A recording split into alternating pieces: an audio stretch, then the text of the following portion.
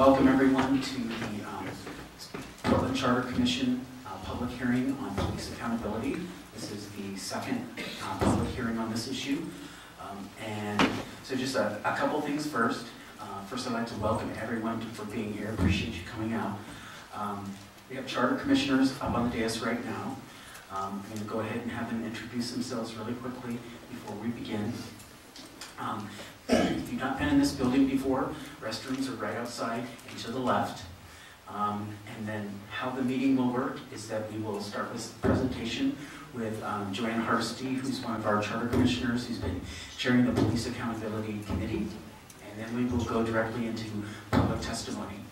If everyone can either come up to this table or to one of the mics over here and give your testimony, and I will read out folks' names as they've been signed up, although I think we're going to go first with the person who has the video so we can get that piece of machinery out of the way. So everyone will have 3 minutes, which is traditional, and then after everyone has spoken who wishes to on police accountability, we will close the hearing and then open up the meeting to any issue that folks would like to speak to, whether it's issues that the Charter Commission has already dealt with or issues that you'd like the next round of the Charter Commission to deal with. So, and then after that, as soon as everyone has had the opportunity to have their say, then we'll close the activity. So with that, I'm going to go ahead and have, okay, one last reminder, if you have not signed the sign-in sheet and wish to testify, it is in the back of the room on the table.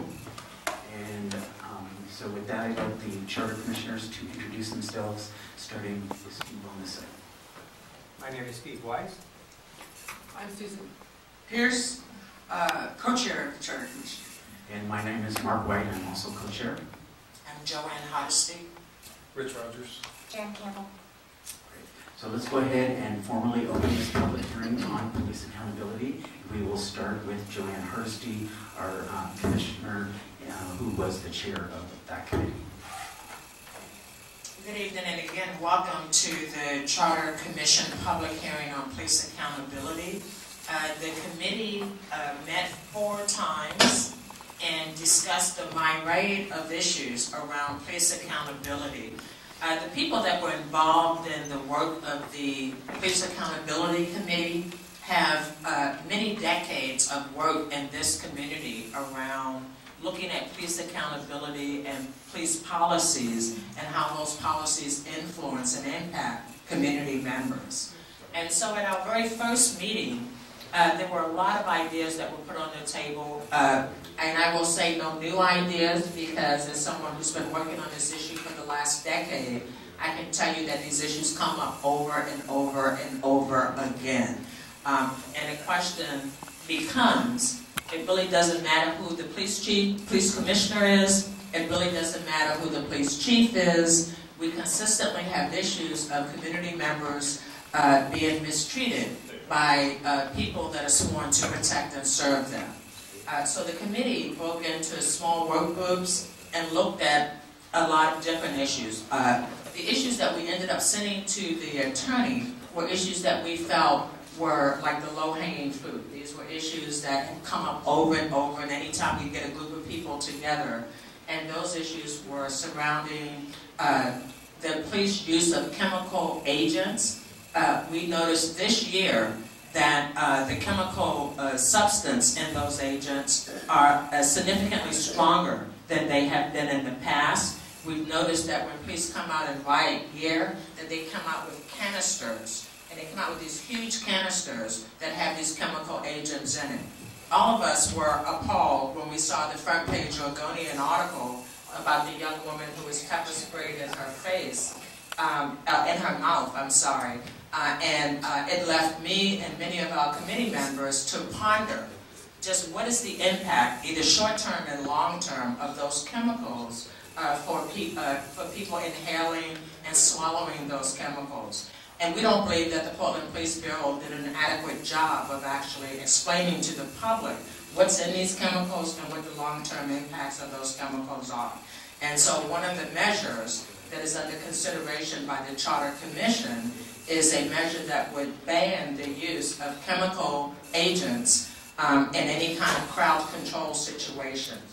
The other issue that really isn't the first time it came up, but it's come up quite a few times, and it became very clear when the Occupy Portland movement was emerging in our community.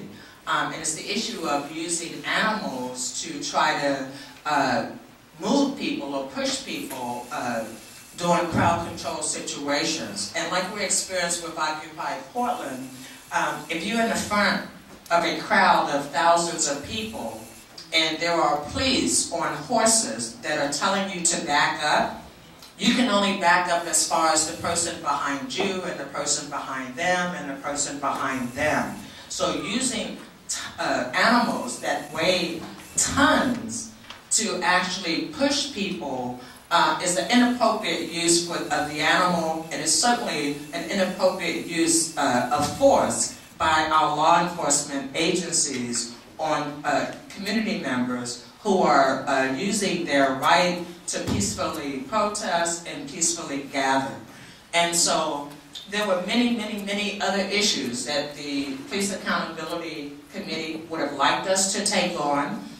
There was another issue around putting into the charter the independent police review frame so that that organization could not disappear under a new set of political leadership.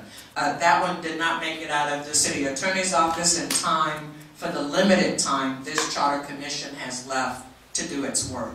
And so what we are proposing that the charter commissioners consider and send to the voters are two measures. One measure would ban the use of chemical sprays, the other one would ban the use of horses, and both would be banned for crowd control purposes. And that is what I hope you will provide testimony on tonight, as well as at the next Charter Commission meeting, which will be on the 27th of this month in the City Hall in the Rose Room.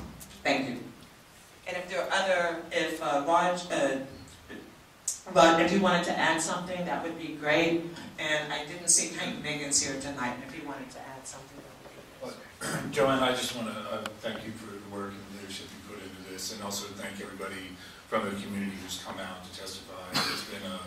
It's been an issue of community concern for decades, I would say.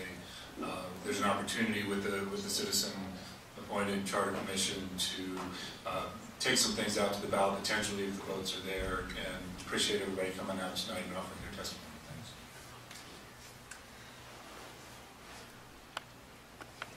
Great, thank you so much. As we stated before, we're going to have the person with the video come first so we can get that piece of equipment out of the way, and then we'll go in order as signed in. If you came in a little bit late, sign-up sheet is in the back.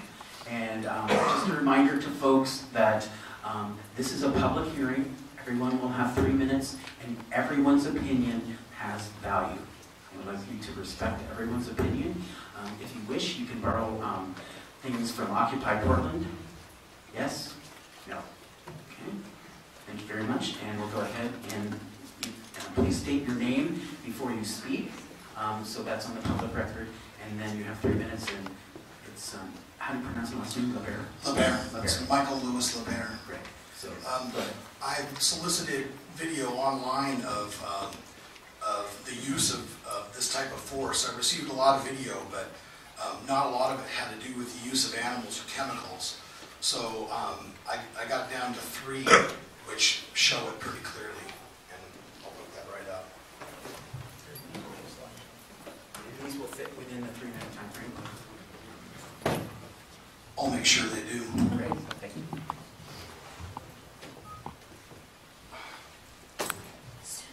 Computer's locked. Jason's password.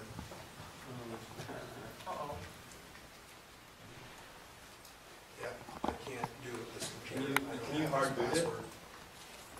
Sorry. It's going to require a password. And Jason, I believe, has gone home. So I'll set it up on my computer and Jason's still in the building? Yeah. I don't have it in front. Hold on. Sorry. That's okay. We'll go on to the next person. Close the laptop. Please. Thank you. And the light. Great. So the first person is Joe Walsh. And again, either up here or over at the standing mics, whichever is most convenient for folks.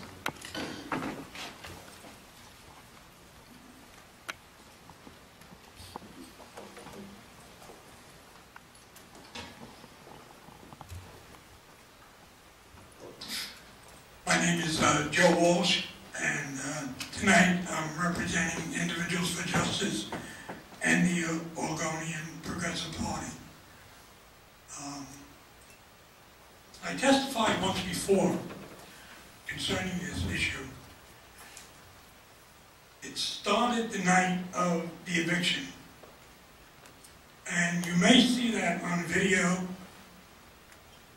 My hope is that you see the misuse of the horses. That's my big issue. I'm not an animals active person. I'm more involved in anti-war movements. But I was there that night with the eviction. And the thought occurred to me, why would human beings risk animals to do something that the animal doesn't want to do? The animal and the horses in this instance do not want to hurt people. They are gorgeous horses, but they were forced into the crowd. And if you have the right video, you'll see one of the horses' head was slapped or hit. You can see it move. I couldn't figure out why we do that. This was a peaceful crowd. The very core of Occupy is nonviolence. The very core. And yet we had these horses going to hundreds of people. They could have been hurt. The people could have been hurt. This is Portland. It rains every other day, which means it's very slippery on the sidewalks and in the street. Now you add the other element of hundreds of people getting really nervous about these horses because the horses are really tall. And they weigh somewhere around 1,200 pounds. If those horses fell on one of those people that night, we could have had a manslaughter problem on our hands. So I'm asking you to think about, you have this great opportunity in this commission with 15 votes to send it to the people outside of City Hall. The citizens of Portland would decide. How great is that? And you, being part of this wonderful commission, would stand tall and say, I did that. I protected those horses and the human beings that may come into contact with them. It is a fantastic opportunity that we all, anybody involved in this, and I give Joanne all the credit in the world for her subcommittee, but I also give you all the credit for listening to this. There's other things going on. But this is something we can do. And it's so easy to do it. With the spraying, any human being that has a soul would stop it. Without a doubt. I know there's going to be somebody on the commission, or somebody in Portland, or somebody going to testify. We need that element of a weapon because if we don't have it, we have to go up. I know someone's going to say that, and they're wrong. You had more police there than you needed by a factor of 5. You needed police, surely. But you didn't need everybody in every city around the area. We are not violent people. And we all should be involved in this Occupy in some level. So my hope is you'll stand tall. My hope is that we will not allow the city council to kill this issue. Because it's not going to die. It's already out. It's not going to die. We will fight this tooth and nail until we get it and we can smile. And I really appreciate this commission. Thank you for your time, your effort. And now, even if we don't get the agreement that we want, don't stop pushing it. because I won't. I'll be at City Hall every month and say, set the horses free. Let them go into, and that's the other part of this. We have to make sure that if we do this, we have a really good response to retiring the horses. Don't do it halfway, because they will sell those horses to the highest bidder like every other city is doing. Because my understanding, it costs $500,000 a year in our budget. Now let me ask you this. You are laying off human beings. You could retire these horses, send them to a ranch, let them live their lives the way horses are supposed to. What choice would you make of laying off somebody who has kids and is going to go into poverty, or stand tall and say, look what I did. I set these horses free. Thank you. Thank you, Mr. Walsh. So before we go to the next person, we're going to go in order, but we're going to do the person who had the video because I think that's set up. I have a question. Okay. 3-minute time limit, somebody watching that? We're going to try and do 3 minutes. Unlike the city council chambers, there's no little dial for us to see for the time limit. So we're just trying to do our best with it. We're going to probably have a little bit of leeway because there's probably 12.5 folks who are going to speak, and we have the room for 2 hours.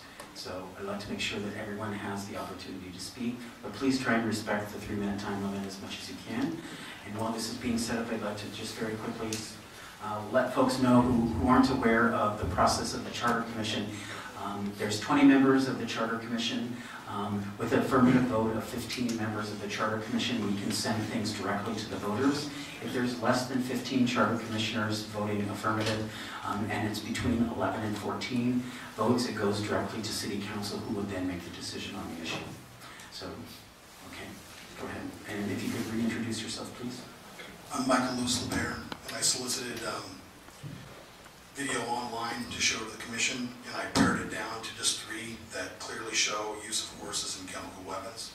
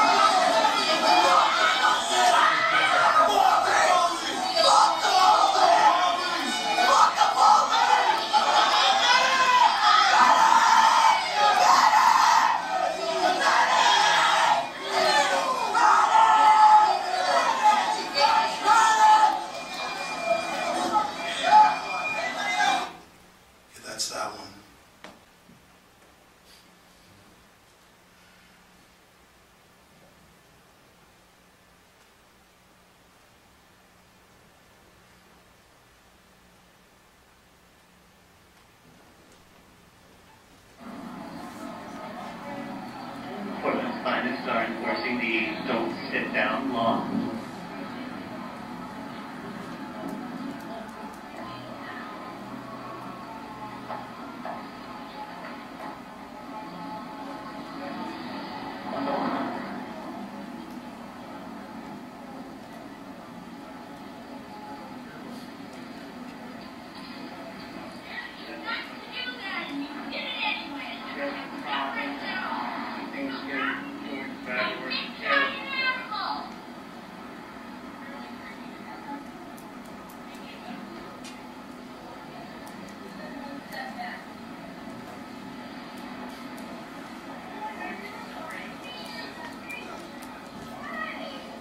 Okay, I'm going to stop this one, keep it under 3 minutes.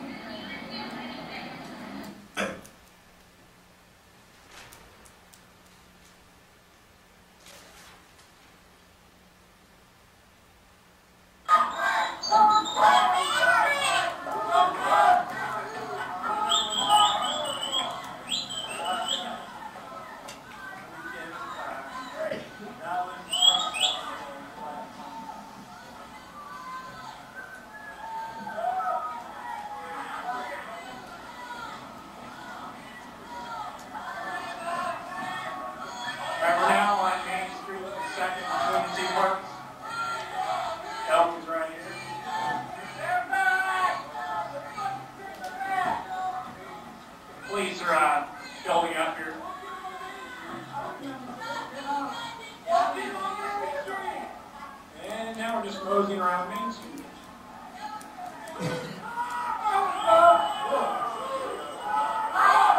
on the Elk now.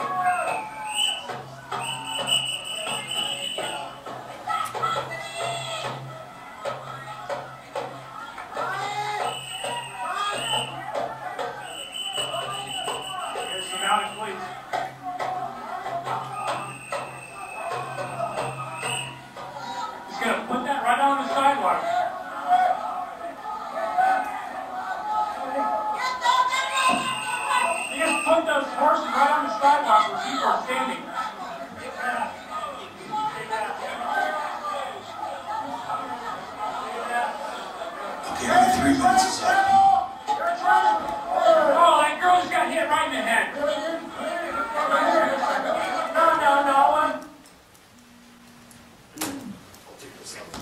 Great, thank you, Mr. Mayor. Did you have any comment that went along with your video? No, I wasn't there, so I don't feel like I'm qualified to say anything. But the people that sent it to me were quite disturbed, of course. Thank you. Next, we have Suzanne Hayden.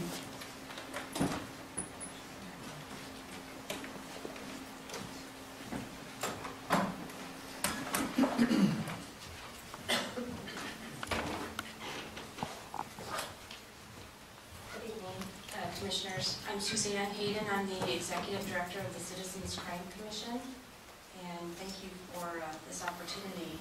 I'm here this evening to express our position against the proposals by the Police Accountability Committee.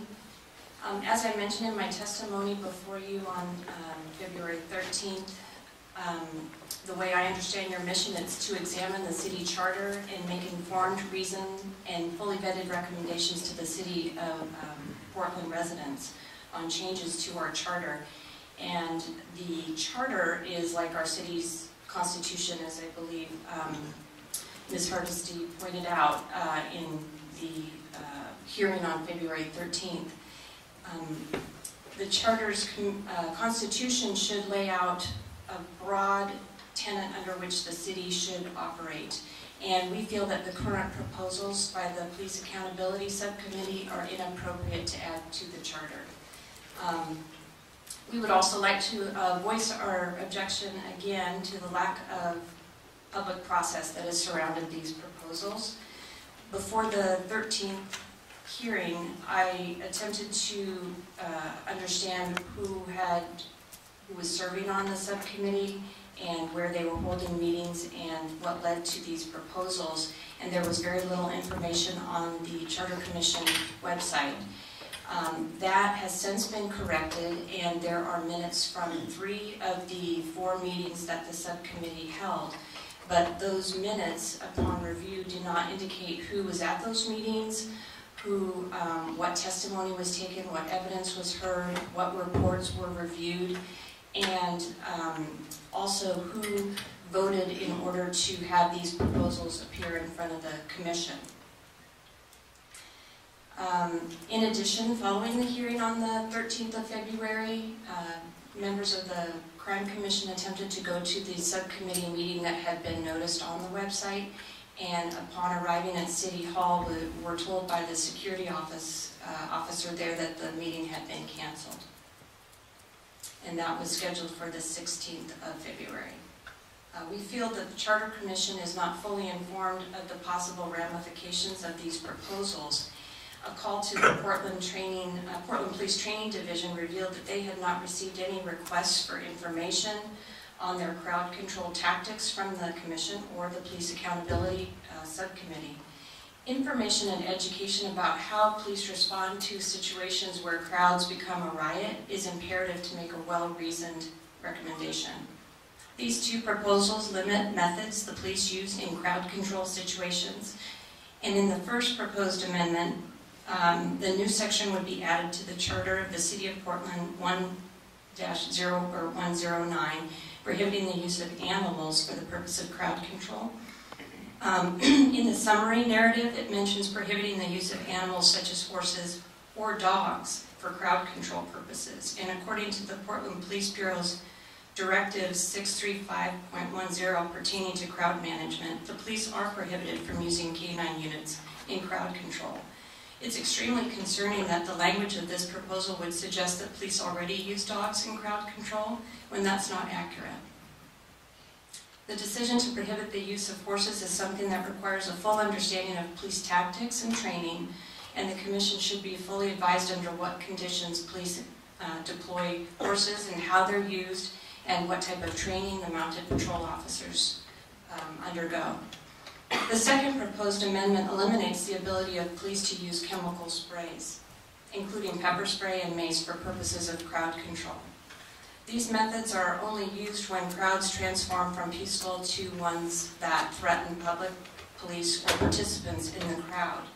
The targeted use of mace or pepper spray allows police to try and manage a crowd by removing individuals who may be threatening physical violence. Without the ability to use these targeted methods, the police will be left in the position of using other methods that increase the potential for injuries to both police and citizens. This type of restriction should not be undertaken without a full understanding of why and how police use these methods of crowd control to maintain public safety. We believe the Charter Review Commission is a powerful and important role for citizens to engage in and to influence the conduct of city government. The proposals recommended by the Charter Commission should be the result of extensive public process, thoughtful deliberation, with a goal to improve the functioning of our city. Referring a vote to citizens to prohibit police from using tear gas or mace or horses in crowd control diminishes the Charter Commission's credibility and the sanctity of our charter. So thank you very much for this opportunity. Before you leave, excuse me, any questions from commissioners? Steve? Yes. Ms. Hayden, you said that the police are currently not using dogs for crowd control. That's according to their directive. Can you tell us how that decision was made? Is this an internal decision by the Portland Police Bureau? It's an executive order, and it's called a police directive in how they operate. It's on the city website. All of their directives regarding what tactics they can use are a public record, and it's signed by the chief of police at that time, who was Chief Potter. And if the police changed their policy, would they change their policy in the same way through an executive directive? I'm not sure about that. That would be a reason to have expert testimony to provide you with the information you need to know. And is it your impression that if it were put in the city charter that dogs could not be used, that only another amendment to the city charter reversing that could change that? That's my understanding, but I don't know. That's why you need So expert testimony. it would be a matter of who one had more trust in, the Portland Police Bureau or the city charter. Obviously, that's not a question that you're asking for me. It sounds like you're presenting a position that you have, so thank you very much. I thought you had a question. Would you mind, I appreciate your testimony, would you mind restating the section of your testimony related to the conditions under which pepper spray is used for crowd control? It's called the Portland Police Bureau Executive Order Directive Number 635.10, and it pertains to crowd management and crowd control. You use specific language that, if I heard it correctly, reflects your belief that pepper spray is only used when a crowd becomes unmanageable. Are you aware of any instances where pepper spray has been used when a crowd isn't unmanageable? I am not providing testimony regarding any personal experience I have. I'm just reflecting what's in the public record and why there's a need for expert testimony to provide you with information about police tactics. And that could be from the police, it could be from other sources, research that's been done. My understanding is invitations have been issued to the chief of police to testify, I don't know, and the members of the... And the union president and the training officers, they can come anytime. Well, I put a call into the training division and they had not received any recall, or they had not received any request as of the time that I talked to them, and that was the captain of the A training. copy of the email that I saw went directly to the chief's office. So it could be Presumably difference in the time. chief could provide the appropriate person to offer testimony in the charter commission. That was my comment. I did talk with, who's the information officer in affairs? I spoke with him, I left a phone message and emailed him, and he forwarded my email to the chief and to one other officer, and I had invited them to email me or telephone me, and I did not hear from them. I thought I saw maybe a badge in the back there, and this is the city attorney who's standing. Sure, the mayor asked me to be here to answer questions. Suzanne, thank you. And I may be able to help you with the rules concerning pepper and tasers and other. Well, my question was less about the rules than people are offering their experiences. And I wondered if someone wanted to make the statement that pepper spray has only been used when crowds have become unruly. My direct experience runs counter to that. So that was something I wanted to explore further. Okay, so I failed to ask Mr. Walsh, or rather the commissioners, if they had questions of Mr. Walsh. So before we go any further, I'd like to see if any commissioners have questions of Mr. Welsh before we go on to the next person. I don't have a question. I appreciate you discussing. Great. So let's go on to the next person, Dave Williams.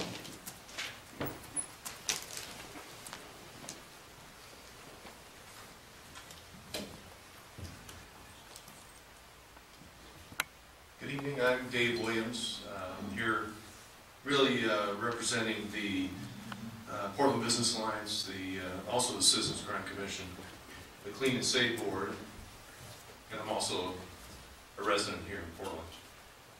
So first of all, let me just thank you. So you're making time available for us to give input, and I think that's an important part of the process. So really, tonight I just wanted to make a couple of points. First, I'd say that I support Suzanne's testimony pretty much in whole, and I'd like to add just a couple of things to kind of keep it brief. I won't repeat or try not to repeat. So the first thing I would say is that also what we would say from the Portland Business Alliance point of view is that we're concerned about this going too far and wanting to make sure that you do create opportunities for input, like tonight. This is a perfect example of that. And if we haven't got our police bureau's input yet, we need to make sure we do get that. And I appreciate the fact that there's been some outreach for that. We want to make sure that that's done right. I'd also say that it goes too far in the fact that it's really not probably appropriate to mandate what police tactics are used in crowd management. And controlling really kind of falls outside, I think, the scope and role. We don't believe it's appropriate for the Charter Commission process.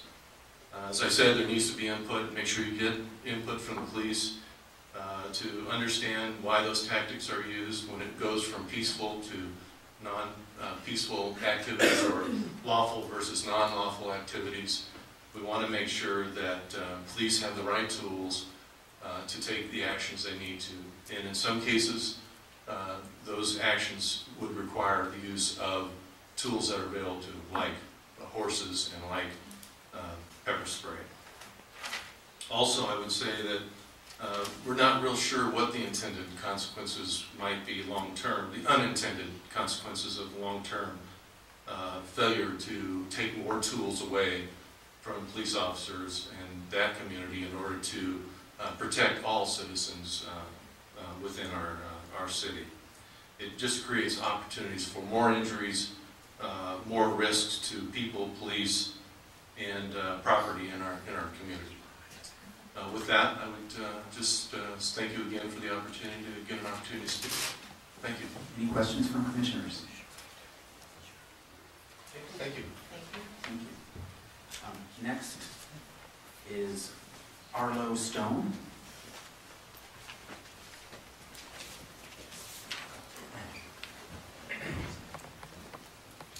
Well, thank you for having this hearing and letting the citizens who are affected by these proposed amendments have a voice in the process too.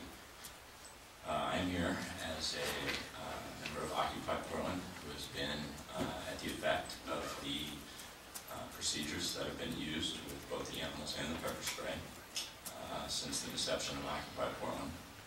And it is my experience, based on what I have seen, that not allowing horses specifically for crowd control would be helpful for the community and for the police force. My experience with being at nonviolent events is that the horses, under the pretense of being used for crowd control, are actually being used primarily to smash into protesters who the police decide are in the street for some arbitrary amount of time, and when they have grown fed up with us, specifically in the street, that is when they give the command for the horses to swing around, and they swing their rears around, and they all coordinated, as you saw in the video, and knock us down, knock us apart. They don't really know what they're doing because they're swinging horses. So having seen both that and also bearing witness on multiple occasions, January 25th and 17 and 13, police use their horses to block any sort of video camera monitoring of police behavior. And so they use the horse as a tool to deny the people at the effect of their behavior any sort of accountability for what's actually happening with the people that they are, as you saw in the video, punching on the sidewalk, knocking down, who are standing on the sidewalk, who are clearly not in the street, haven't been in the street, and they use the horses to march in, separate them from the group, and then prevent us from filming them being hurt and injured. And so it was argued 2 testimonies ago, I believe, that broad guidelines need to be in place for officers so they can choose the tactic that's most effective. And what I have seen is that when broad guidelines are in place, officers use those broad guidelines and the tremendous leeway that they're afforded to proactively use crowd control measures for something far beyond crowd control. And I personally have seen the horses rear up. I've seen them visibly fighting what they're being told to do.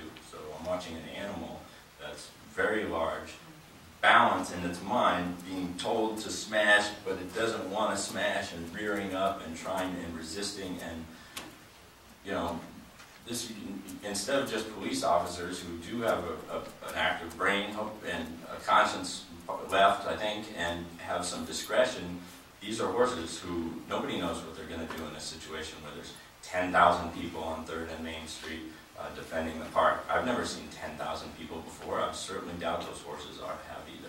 And so you're putting animals in situations that they have no familiar experience with, in peaceful situations where people aren't doing anything violent, and you're using them as weapons and vastly abusing the so-called reasoning for having the horses in the first place. And when capriciousness and the ability to use discretion is abused fundamentally over and over and over, then we need amendments to limit the scope of the behavior so that they can be used specifically to patrol around in groups of 2 and monitor the city and do what they're supposed to do instead of being misappropriated as weaponry. Also, I would like to talk about, for just one more moment, the pepper spray. Pepper spray is a chemical agent that is airborne. It's airborne. It travels in a stream with periphery spray. I don't know if the attorney behind me, who I've seen at all the Occupy protests, is willing to testify that there are women and children and elderly at almost every Occupy march. I know I've certainly seen them there, and I watch him go in and out of the crowd, so I'm assuming that he has also seen them there consistently over and over. Despite efforts to target somebody from far away with an airborne chemical unit, pepper spray wafts. Pepper spray evaporates in a cloud. Pepper spray hits the target and blows apart to the side and behind who's ever being targeted. It is not, it is the classic anti-definition of a weapon that can be used to isolate on individuals. It's the most unisolated weapon there is. It's a cloud of gas. And so when you have women and you have children and you have elderly people, people who are affected by asthma, Anthony Shadid just died last week from asthma. Was that aggravated by tear gas? A lot of times asthmatic conditions are aggravated by chemical agents. And when you have chemical agents in the air without sufficient, especially in windy downtown winter Portland, where you don't know where the winds are coming from, they're going in and out of skyscrapers. It's like, that's how it is in downtown communities. Using chemical agents is a horrible idea for the police department. The last thing I'll say is, I know the Citizen Oversight Committee got taken off the table, but if you want to improve police effectiveness, try putting a beat cop who actually lives in the neighborhood in the community, and give a citizen oversight board some teeth and some ability to actually monitor and effectively lay down punishment. And you watch how things tidy up here in our great city of Portland. I'm lucky to live in. Thank you. Wait, before you go, Questions from commissioners? I do have a question. Thank you so much for your testimony. I'm curious if you had had any experience with Portland Police prior to the Occupy movement? Like anti-war protests or any other kind of activity? No. Okay. No, this is my first experience. Okay. So this is your first experience with large crowds and engaging with Portland Police? Yes. It's okay. Thank you. Any other questions? Thank you. We'll move on, and just a reminder, folks, to keep your testimony to your own personal opinion. Robert Ball.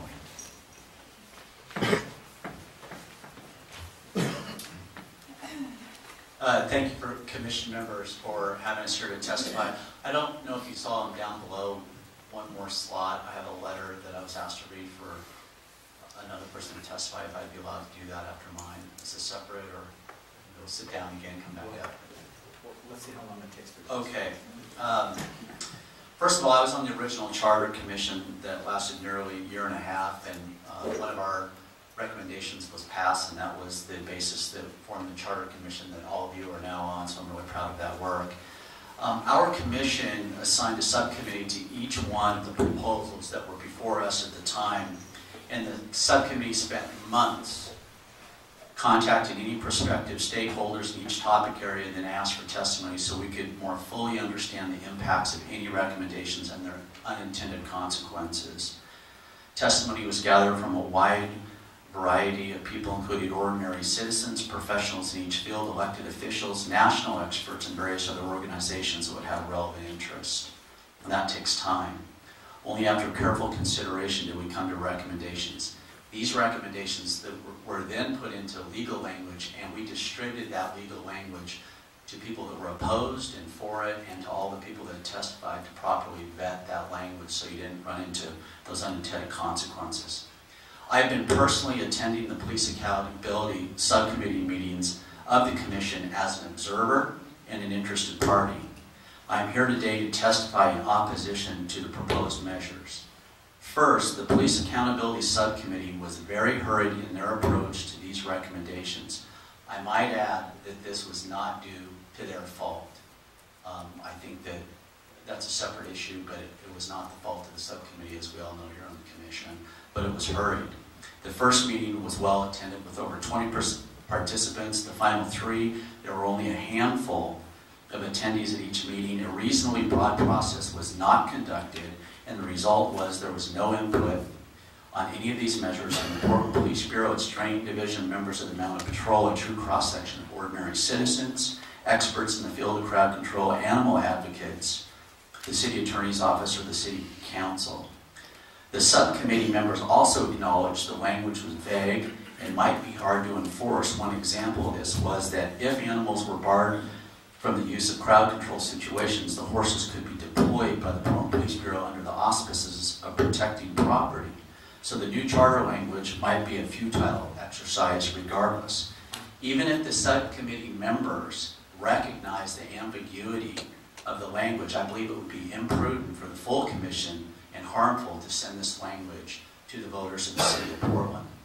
I'm also opposed on the merits of the proposal. I volunteered, I'm not here on behalf of the Portland Police Bureau as a representative, just as a citizen. I have volunteered for the Portland Police Bureau for over 16 years as a volunteer police officer. I've learned that the mounted patrol actually has the effect of reducing tension in both normal policing and crowd control situations that I've personally observed. I also recognize that it's not a perfect world. The officers follow the orders that are given to them by their superiors and elected officials. The horses are extremely well trained for these situations and are safe and practical way to manage these difficult situations. I had the opportunity this last year, I was the first volunteer officer to have the opportunity to do this, to train with the mounted patrol. And I was extremely surprised and happy to see the professionalism by both the training staff and the officers in this process. The subcommittee did not study the different facets related to the horses and crowd control, and as a result, I believe it would be inattentive for the full committee to send this language to the voters. Also, I have personally trained on the use of pepper spray and have felt its effects. While uncomfortable, if properly used, it too is an excellent, non-lethal tool for officers to use. As a young officer, and this is something where the subcommittee really erred in not getting the proper testimony or having it truly vetted out. As a young officer, I had a judge on a ride-along with me. I got a call to a club where there was a crowd of unruly people that were fighting with each other. I had to go into that crowd because one of the suspects had a weapon that I believe, if my memory serves me correctly, was a knife. I had to go into that crowd, myself and another officer, grab the arm of the person. The crowd's fighting with each other. Somebody's grabbing at my gun. I'm trying to hold on. And I remember the only thing that saved me, I remember turning around and seeing pepper spray being sprayed into that crowd. Under this measure, that tool wouldn't have been used. That's a crowd control situation, and you'd be disallowing it. It's just a perfect example of how not properly vetting this and putting in some language can be very harmful as a tool, because, you know, I was there at the subcommittees. They did not even think of this type of crowd control situation. I've offered a couple of reasonable questions with my own limited experiences, how many others, and so it makes me wonder how many others haven't been properly vetted.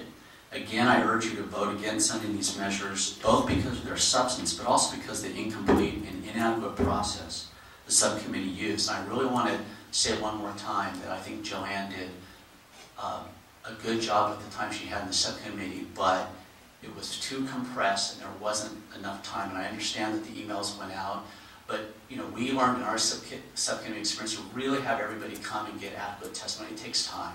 And $600,000. You also had $600,000. Yeah, and I don't disagree with the amount of resources we have, but again, I think that that's a different issue that, you know, that I'm with you on, that we need to address. Okay.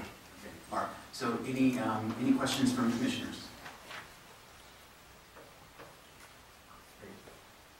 And I do have a letter from the executive director of the Oregon Humane Society as separate testimony, if you'd like it. It's very brief. Okay, it's brief.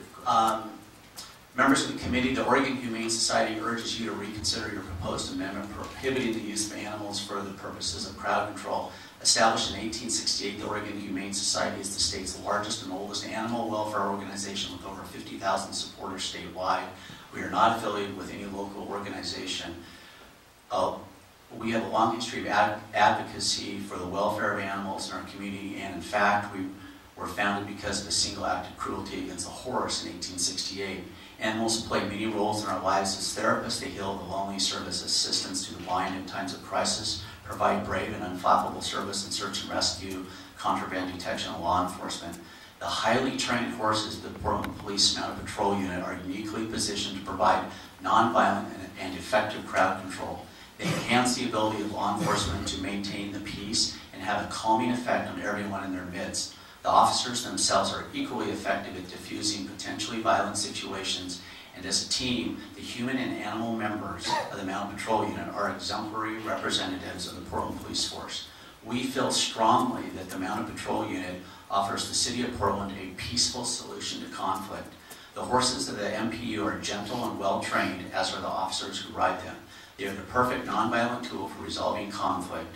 Officers on horseback have an advantage over those on the ground, that they have better visibility and are able to get closer into a large crowded area without escalating the tension through a display of deadly force. We sincerely ask that you discard the proposed amendment and instead advocate for greater support of the Portland Police Bureau Mounted Patrol Unit. Sincerely, Sharon Harmon, the Executive Director of the Oregon Humane Society. And you'll leave that for public testimony? I have a question Yes, for she Bob asked on me. that. Bob, you brought the letter with you, so you're the representative as close as there is to one. What it is Sharon is on the board of the Friends of the Mounted Patrol, and they were made aware of it, and what she did is she emailed me, asked if I'd be willing to submit the letter or read it and submit it. So that's the position of the Humane Society? Yeah. That's my understanding. I mean, you can read it for yourself, yes. And there's a lot of comments on tactics in that letter. Where would you rate the Humane Society relative to the other testimony we've received in terms of, from the general public on commenting on the merits of tactics? I don't know Sharon's experience. I know that she's been on that board for quite some time, that I just can't speak to that. I have another question, both of you, Bob and Suzanne, that it just comes to me. Can we have copies of those so that they can be filed with the other public comments, since you have them all nicely written out? Yeah, mine I can get tomorrow. I can email tomorrow, because I made some writings. I'll get those to you in a clean format.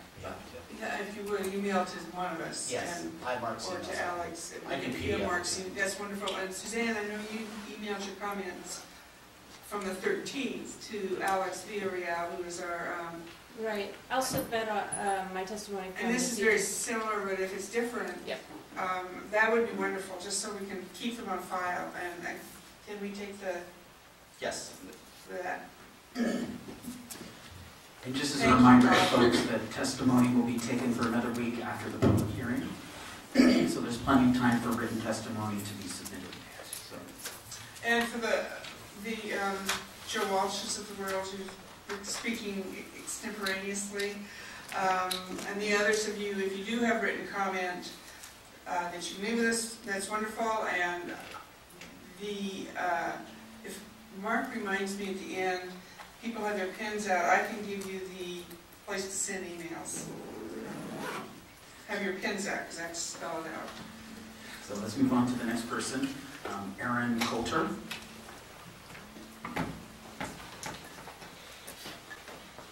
If you could please remember to state your name for the record.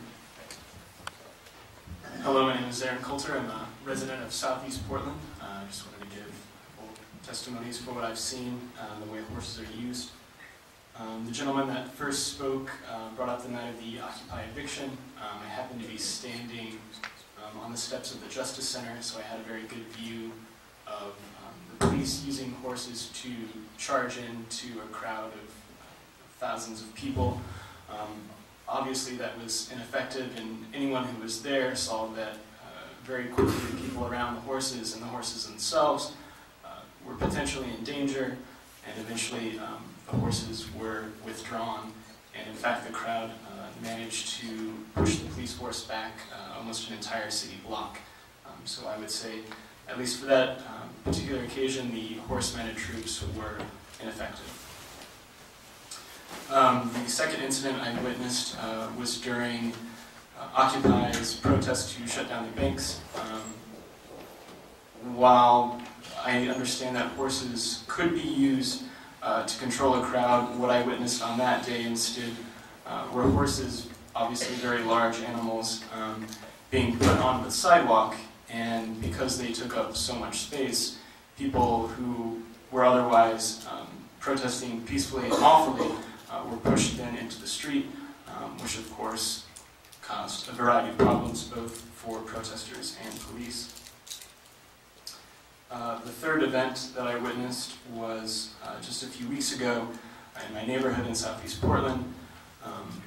There were two or three apparently violent agitators who were attempting to destroy property in the area. Although they were not arrested, police immediately swarmed into the crowd with horses and arrested people for what I could see no reason.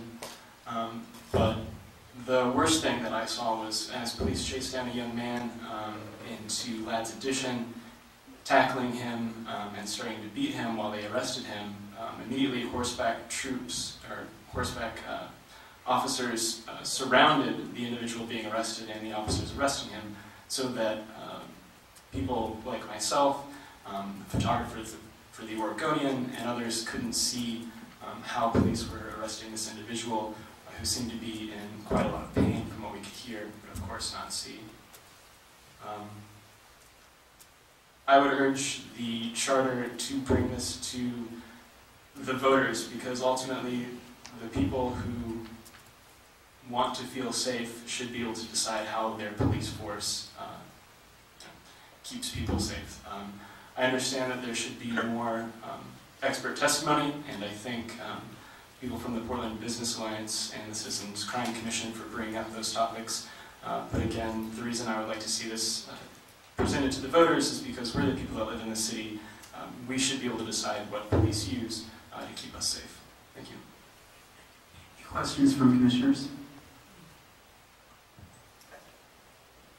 I wasn't aware. That's very interesting. I wasn't aware that I also live in Southeast Portland, not far from Ladd's Addition. I wasn't aware that the horses had ever come to our side of the river, so that's interesting. Yeah, they were used very ineffectively from what I saw. I don't think anyone should say that these officers are not well trained, that the horses can't be managed correctly. I just think that they're very ineffective means for crowd control. Any other questions? Okay, and I forgot to remind folks when they're speaking not to get really close, because I'm actually very guilty of making the little pops into the microphone. So just remember to be just a little bit further away from the microphones. That's actually to remind myself, probably more than anyone else. Okay, next person is Donna Berlia. Did I get that right? Okay. Did you change your mind to speak? No, I vote no. Oh, I'm sorry. I'm sorry. She's just so trained that she signed in. Thank you. Next person is Sean Kellier. Kellier. Great, thank you.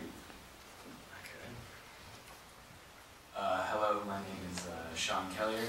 I'm a student at Cleveland High School, and I guess you can say I'm a political activist.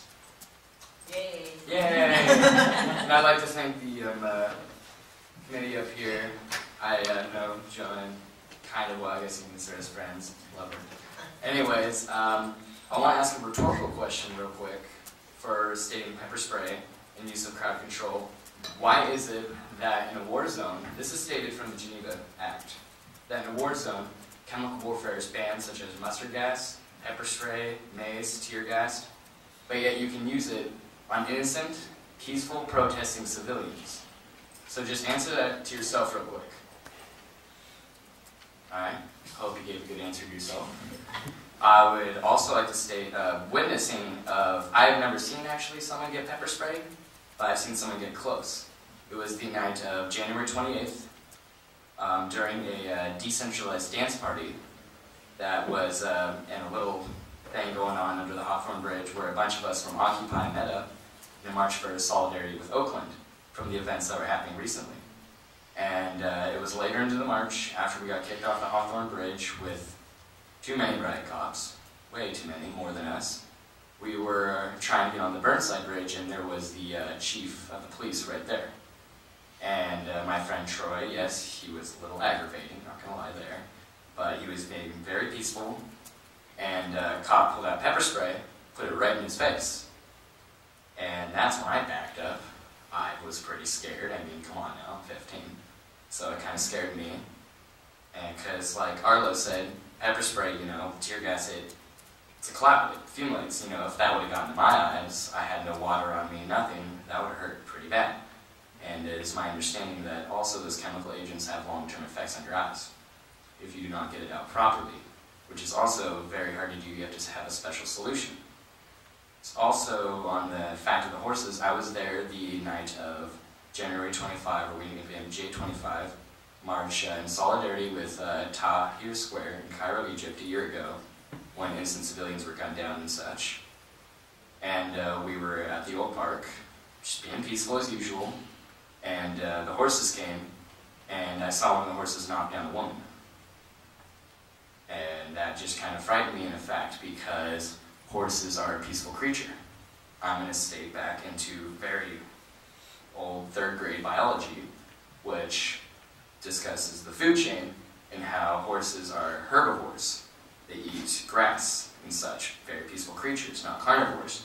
And if you're going to put them in a situation where there is aggression and violence, that can make the horses unsteady and also put them in significant danger, because I want you to answer this for yourself too. How would you feel if somebody just stuck a nice horse in your face when you were marching peacefully?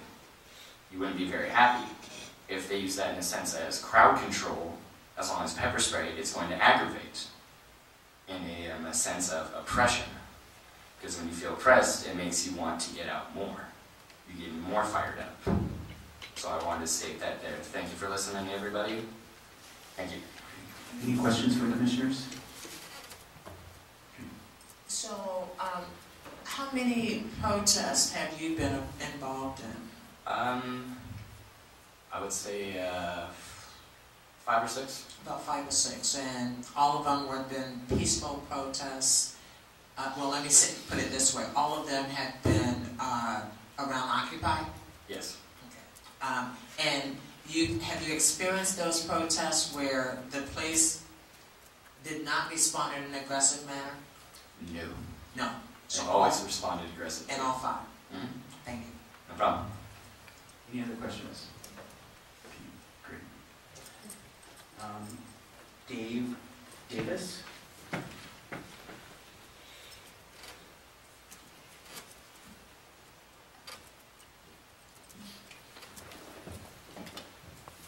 Thank you for the opportunity to talk to you. I'm Dave Davis. I'm president of the Pearl District Neighborhood Association.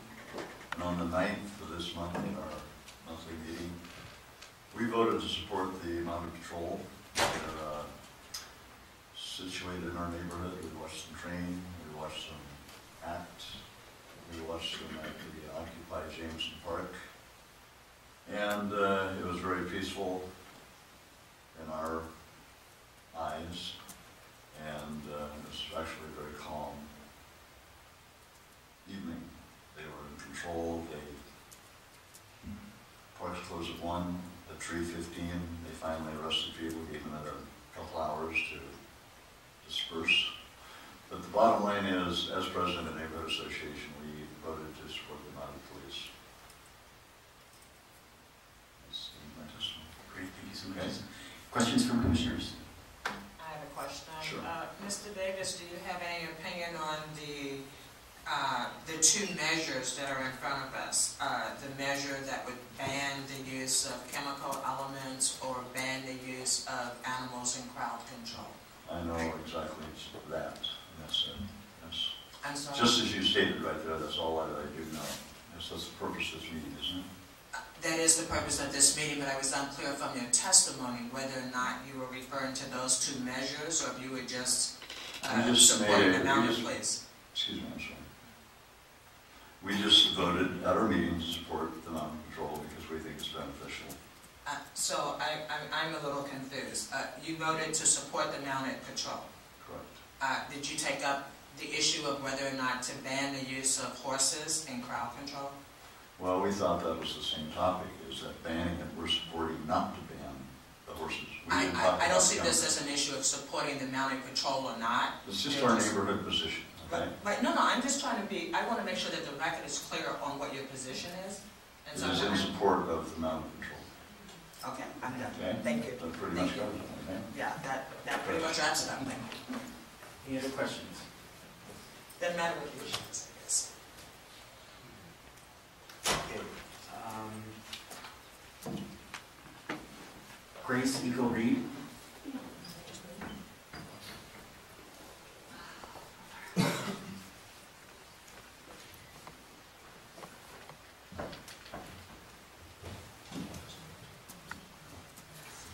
Well, my name is Grace Green Medicine Eagle Reed. I know I don't look like an Indian, but let's not talk about that. Prejudice. I'm a professional mediator, and I mediate for Occupy. I'm also a broadcaster for KBOO Community Radio, and I was embedded at the Occupy movement most days. And I'm also on the police review board, and I'm also on the gang violence task force. So I'm very much, as a mediator particularly, right there where I see all sides. And just to be fair to the police, whom I love, by the way, and I want you guys to be there if an asshole comes running at me. I have actually been part of the training, because we have to do that when you're on the police review board. And I have seen how the police are trained. And they're trained as best as they can be, considering what they may or may not be facing. Occupy was a very, very, very different situation. I was 16 in 1960, so I've been in protest and peace marches and stuff. I'm 70, so I've been at it all my life. And I'm here to tell you, it's not an easy thing to be on either side. My organization, if you will, or my newly developing concern is called GMAPS. It just recently got renamed. It's Grandmothers and Mothers Addressing Pepper Spray. We first were Mothers Against Pepper Spray, and then it dawned on me, there is a place for pepper spray. As a member of the Gang Violence Task Force, I want to tell you, I'm not going out there and addressing that without pepper spray. I carry it myself when I'm in an outreach situation. And I do a lot of street outreach for addicted youth. And I'm a mentor with PAIR and outside in a lot of these places. And I work with street youth who are homeless and addicted and sometimes violent. And I think for me, what I would, and I really appreciate you guys and what you're doing, and Rachel, you're just, I love you so much, what you do. And I appreciate what you're doing. But, and so I'm really grateful to be able to come here and talk about this. But I think what I'd like to see is, and I see one of the answers to this situation is community policing. We need more cops that are in the neighborhoods that we get to know. And I think that would just, it's already been slightly addressed, but I think that's one of the answers to this business of going in to crowds, because if the community cops would have been there, and with Occupy, for instance, mothers, fathers, homeless, I didn't see the heart of Occupy is nonviolent, and it's public coming out because they're so pissed off at the system and the way the system is. People have a right to come out, and it's our right as United States citizens to come out and protest injustice. And I'm in restorative justice and social justice issues. That's what I do. I'm well published. My last book got published by Oxford, England, so I'm well published. And this is an issue. So when Occupy, the heart of Occupy, was out there protesting and on the sidewalks, and I was on the front line when Elizabeth, who was the gal that got pepper sprayed in her mouth, I was on the front line when that happened. And I saw that with my own eyes. And she had her hands down. Now, Elizabeth's got a mouth on her. And she was yelling and screaming and saying all kinds of ridiculous things. But that's okay. She had her hands down and she was on the sidewalk. In fact, that got photographed. And about a row back, a police person, a cop, just pulled his pepper spray out and got her right in the mouth. I was shocked, I was angry, I was all sorts of things, because, you know, I'm down there as a grandmother, protesting peacefully, and I have a right to do that against the social injustices in this country. And, but I also know that the police are not robots, and they are human beings, and they get real tired, and they get real stressed. They gotta help. I don't know why anybody would want to be a cop. I have no idea why anybody would want to take that position on. I think there has to be a bit more training. I recommend that the police do more training, and I recommend there be community policing, and I think that's coming up on the city council. I think that's the new thrust into, you know, the whole situation with this new. They're looking at it like, oh, we need to do this. So I hope that is the answer. I don't think that horses, they're very gentle, they're sweet, they're wonderful creatures. I used to ride, I'm a native, and I know horses. And I think it's ludicrous to use these peaceful animals, which has already been talked about, for this kind of stuff. And I have also seen people on the sidewalk being cut and put onto the street, and then there seems to be a reason once somebody's on the street for something to happen, and that needs to be addressed. Just to be on the fair side, that needs to be addressed. So there needs to be more training, in my opinion. And so I don't know what else to say except as a grandmother and as a mother and as a citizen of this city, and I'm also on the Portland Downtown Neighborhood Association, and I'm totally opposed to a lot of the situations that come up there because, in fact, they're incredibly uninformed. So I'm sorry to say I don't appreciate some of the, I'm on the board myself, and I don't appreciate the misinformation. And the other thing we've got to be very, very careful of in this city is this incredible gross polarization, because that scares me more than anything. It's the peaceful protesters, but within the peaceful protesters, there's these militant factors, and these really bad news guys and gals, mostly guys, and they will come out and they infiltrate. They're militant, and they come in and they infiltrate the peaceful occupiers.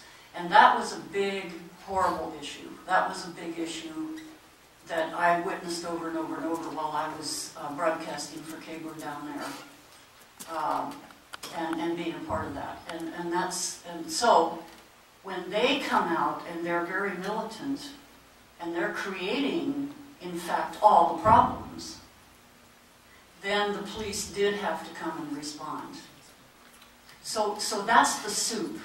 So I think we have to get away from this black and white, this way or that way, my way or the highway. We're too divided, we're too polarized.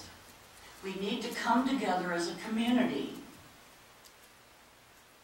These young guys that are cops, they're part of the 99% too, after all. And we need to come together as a community, and we need to talk with one another, and we need to come up with real solid strategies as how are we going to deal with this.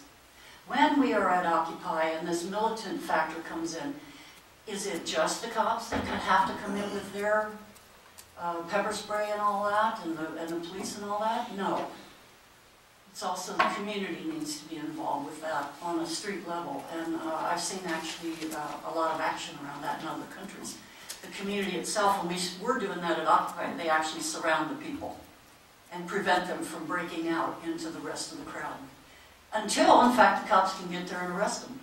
So that was one of the strategies that I saw, that it was just fascinating to see that.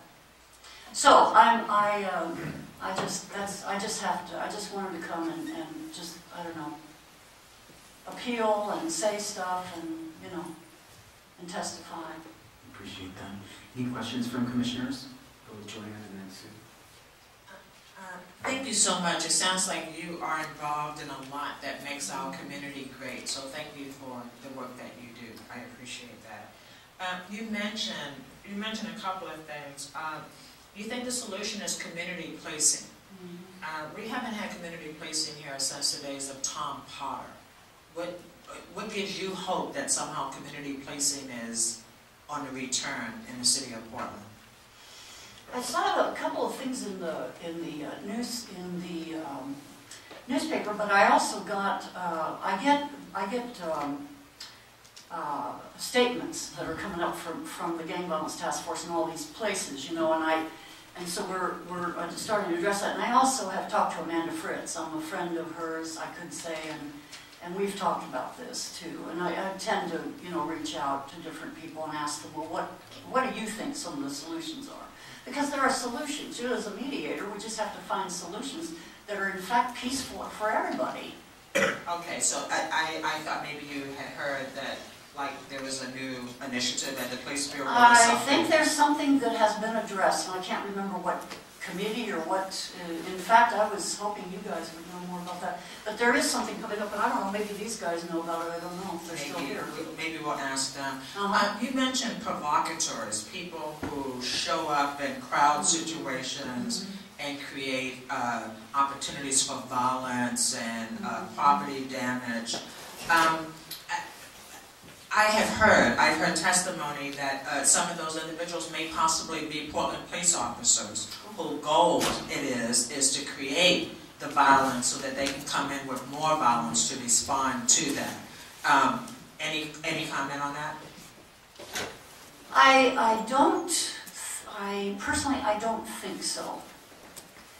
It's possible. Anything's possible. Because we do have road cops. Come on, we have road cops. This is a realistic situation. But I don't know if it's that big a conspiracy. That sounds like a conspiracy, and I'm not sure. Well, I certainly saw, excuse me for cutting you off, but I certainly saw plainclothes police going throughout the occupied camp on an ongoing basis. Yeah. And so if the people in Occupy have set up a very self-policing community, and then you see people that I knew were cops, there's no doubt in my mind that they were plainclothes cops. And so it made me wonder, but then I've heard from other community members that they believe that the violence has been started by people who are police, who are in plain clothes, that's their job, is to come in and create that conflict so that more violence can happen. And you know, if that's, I'm not personal friends with a cop that goes and does that. And of course I was there broadcasting, so every voice that came to our mic, we were just broadcasting. Every voice was welcome. And although I've heard this before, now if that's the case, then we need to, the whole city needs to stand up and say, hell no, no, we're not having this. And then in that case, the police do have to get on it and be more accountable if they're having that kind of stuff, because that's an absolute no-no. It's totally unacceptable and ludicrous if that's happening. And so I would say let's, you know, people need to investigate that if that's true or not, because that is not proper use of the police force. So Hold on, Rich. Is this what the question that was just asked? I'd like to go with Sue first because she has a... Yeah. Go ahead, Sue. Thank you for your testimony, and there was a lot of, it looks like you look at a lot of the gray areas, and that's kind of the way my mind works as well. I hear both sides. So at least we can question with the way that the two proposals that are before us now, one regarding use of forces in crowd control, one regarding use of chemicals in crowd control, are written. Are you in favor of those proposals? Would you have us send those forth to the ballot, or are you opposed? Well, I'm in favor of what you're doing because it's a start towards less violence on peaceful protesters. Now, peaceful protesters don't deserve cops with pepper spray and horse butts in their face. Peaceful protesters. And yet, on the other hand, we need to also support that other factor that comes in and messes up the whole. And I'll tell you, where what I know, being in broadcasting, and I'm also Portland State University broadcasting, the media picks up on just that factor, and the whole of Occupy is known as this militant, crazy, ridiculous, and so the media is not being responsible whatsoever, which is the reason KBOO is so valuable there. Because we were reporting it like we saw it. So the amendment proposals, would you vote yes or no? I think that we need to, grandmothers and mothers against or addressing pepper spray, absolutely. We need to take that off the peaceful protesting line. And we have too many cops that come out for this. What we have, I looked, all these police are out there, and then you've got all these other police on the other side of the street in total riot gear on a Portland State University, which is my alumni, peaceful march, where Elizabeth got pepper sprayed. And I'm looking at all these riot gear guys, and I'm going, nobody in that crowd had a gun or a knife or pepper spray or anything. It was Portland State University. I knew that group, and that's why I joined that, because I was on the line with my buggy here. And I couldn't believe it. It's like, that's a lot of paychecks. They talk about too much money paid to the police for the overtime and everything. Well, eliminate some of your guys and maybe have them serve coffee over there on the corner or something. Come on. What I see here is there's just too much charge on all the issues. Everybody needs to ratchet down, come together in a huge community circle and just talk this out. We need to do this. It's so polarized in this city. It's scary. It's polarized. It's too polarized. I wanted to, if I could, sort of focus this on the language of the amendments a bit. Here's first of all, what I was expecting, and I'm inclined to put something out there. I do want to, after the testimony, I think it was enlightening, focus on the definition of crowd control, perhaps. Because we may distinguish between certain situations that, peaceful assembly, for example. In horses, I'm less persuaded. I think that's a value question for the community, whether or not horses should be employed in crowd control at all. I'm comfortable personally with that. On the general issue of pepper spray and crowd control, I'm more interested in exploring nuances around the definition of crowd control. Because there may be environments in which tactically it's a tool, but if it's a peaceful assembly and it's been designated as that, maybe there's, by the mayor or whoever, maybe there's some way to explore a nuance here that gets us something that's more likely to succeed and maybe more actually focused on what I think is the central thrust of the public testimony. Well, and I also, if I may, I also want to say that there is a need for the paperwork. All the paperwork. We had people come up with the paperwork, and this is the law. This is the, everything is written down. And that's good. But there's also reality in the people. And people aren't paperwork. People don't show up with paperwork. Bring the paperwork to the people. And let's redefine all that. You lost me on paperwork. Well, the ordinances. The ordinances and all of that. There's too much emphasis on too much of that. Because everything is cut and dried with all of that. And we need it, but we also need to bring the people into it. And it's just, again, we cannot polarize to the level that we're polarized. And I know, anyway. Great, yeah. I appreciate your testimony. Any other questions? I actually was going to save this for later, maybe you would prefer to do that, but I have the very same question regarding the definition of crowd control. I know we have a representative from the Attorney's Office, David Borberell.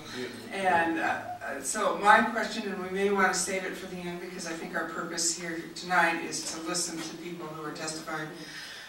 But my question would be, is there a legal definition of crowd? What's a crowd? I asked that question once. There's a lot to talk about there, and I'm happy to participate Right, with you.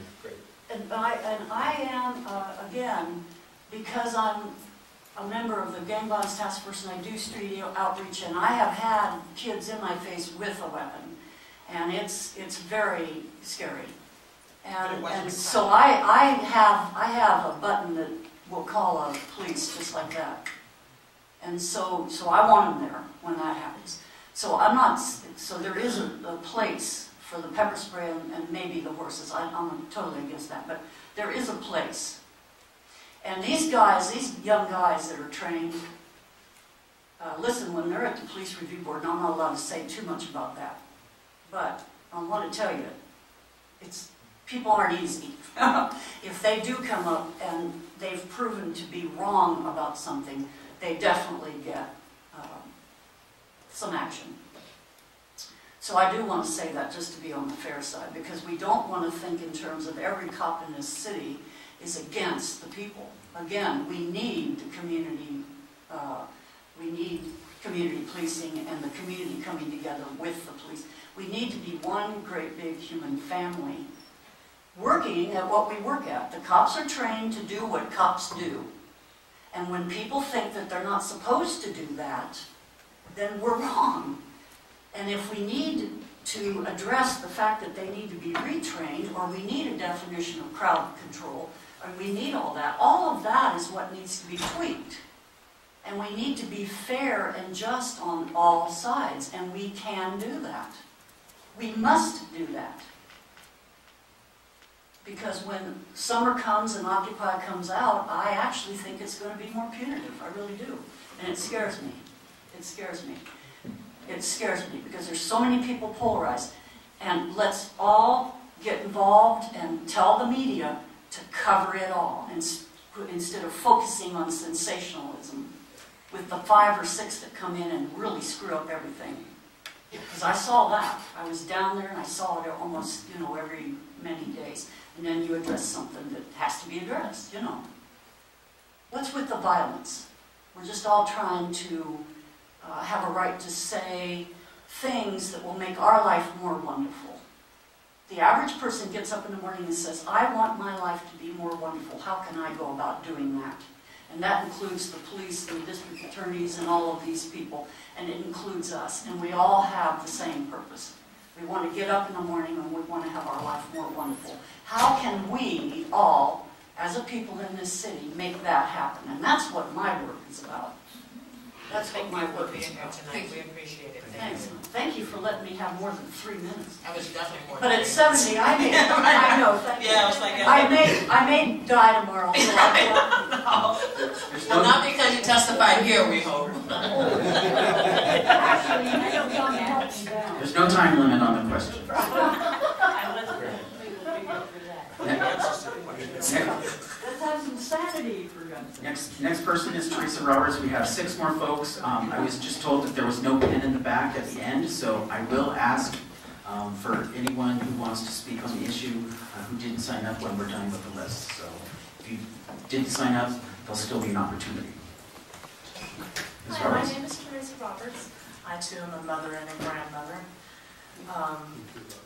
And I do not feel comfortable going to a lot of the protests because of what I've seen happen on live stream. I've watched on live stream, and I'm very frightened to go out and exercise my legal right to protest. I find it very disingenuous of the gentleman who was sitting right here to testify about pepper spray used in his early career when he was younger. That is not the pepper spray that is in use today. That is 1/10 as strong. If the police, so that is, I'm very disappointed at the paid testimony that I'm hearing both at our last meeting and at this meeting. I noticed that they've left. This Suzanne with the Citizen Crime Commission gave misinformation at the last hearing, and I'm not finding, in my opinion, the quality of that testimony to be, or this testimony, to be reliable in the information that's being presented to you. For one thing, I have listened to the City Council self-congratulate themselves on how much time and attention has been given to this matter, and be denying you an extension and the time that you're requesting to do this very thoroughly and have a lot of community outreach, then I hear someone else saying it's not being given enough attention. Now, I would love for it to be given more attention. I'm on my 3rd banner supporting you guys. It's going to go out in March on March 4th and have lots of information on the back of it. And we'll spell out what CRC means. We're not a bridge. And the Citizen Crime Commission. You know, the pepper spray that's in use now is 10 times as strong as what has been used early in his career in a crowd control situation in a nightclub, which, you know, I don't understand how that relates to me out legally expressing my opinions peacefully, but I also know that the police are considering going to something that is, again, 5 times stronger. So, you know, it's like very disingenuous testimony, in my opinion. I wish I could say that I respected their opinions. I'm also finding it very uncomfortable that we have police in crowd control situations that are brought in from outside of our community, who are not displaying badge and name, who are not legally required to do so due to legal conflicts with our agreements with the forces that are loaning them to us. We do not really have full oversight of these people that are being brought in. It's an unfortunate situation all the way around, and I really don't want you to miss this window of opportunity to accomplish something that needs to happen.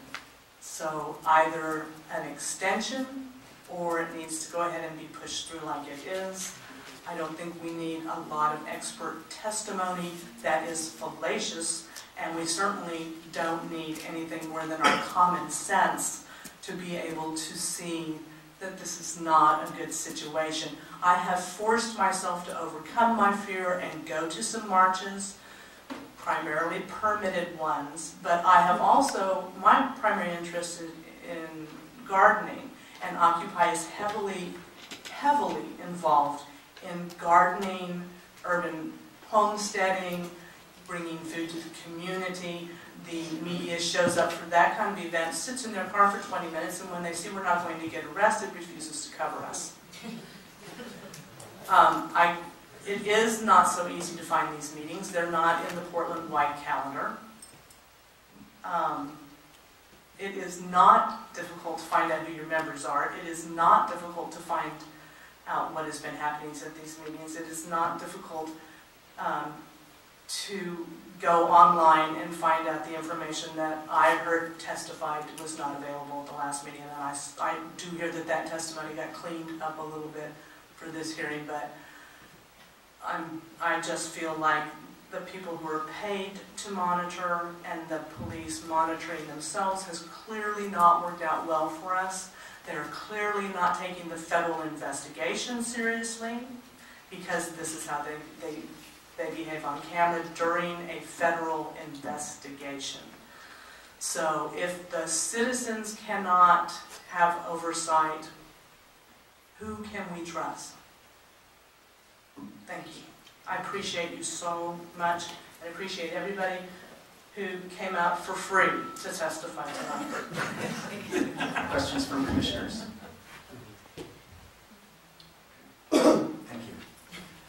Next is Glenn Silverdorf.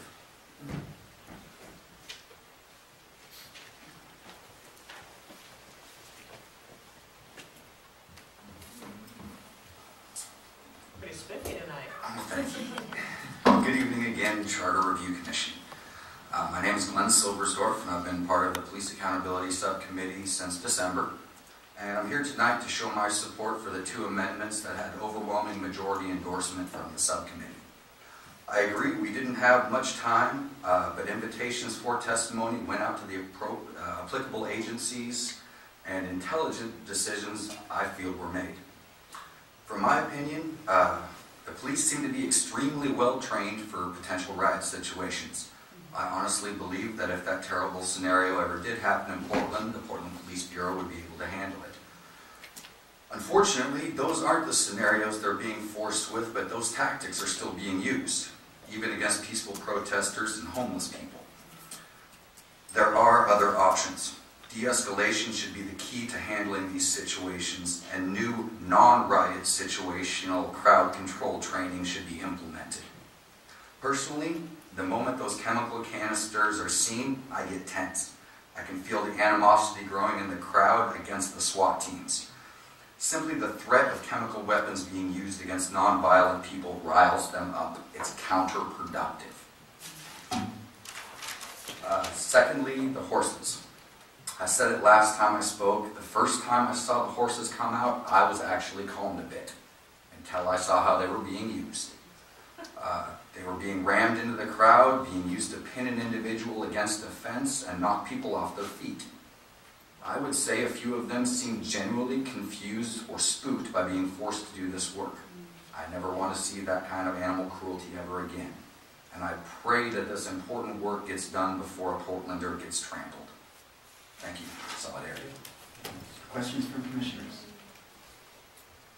Great, thank you so much. Thank you. Dan Handelman.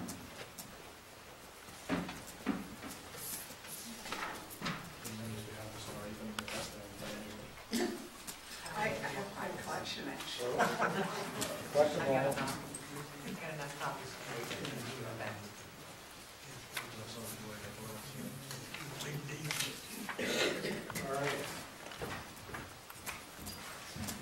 Good evening, Charter Commissioners. My name is Dan Handelman. I'm with the group Portland Cop Watch, and what I've just passed out to you is the suggestion that we brought forth first, language around police oversight body that you've heard some testimony about already. I think that my overall message to everybody in this room, including you commissioners, is that you heard the Charter Commission say, you need more time. You heard almost everybody testifying in favor of these changes, that we need more time. And if you look at tomorrow's Portland Mercury, there's a whole column about how you need more time to do your work. And it quotes both me and Ms. Hardesty quite extensively about how there's more work to be done on these issues. So I think you need more time. And I hope that you take that, and I hope that the City Council will give it to you. I also, as part of my show and tell, brought a document I shared with the Commission early on, so some of you who have joined the Commission since then might not have seen it, but this is a page from the 2007 Charter Commission report that lists the outstanding issues for council consideration that they put in there, include Office of Independent Police Review and City Charter. Now, the language we propose is not to use the words IPR, but it is the idea of putting the oversight body into the charter. So we waited 5 years. You had another Charter Commission. Now I'm being told to wait another 10 years to another Charter Commission. Don't want to wait. Okay? I'm done waiting. We want this to happen now.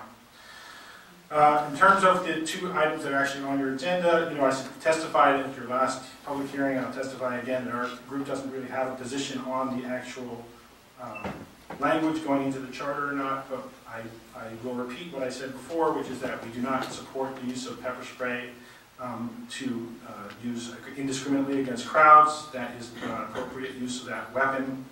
It is a weapon, not a tool. I'm tired of being told that weapons are tools. They're not used to open paint cans. They're used to hurt people. It's also, we are opposed to the use of police forces for anything. I'm quite amazed that the person from the Humane Society would call police use of horses humane.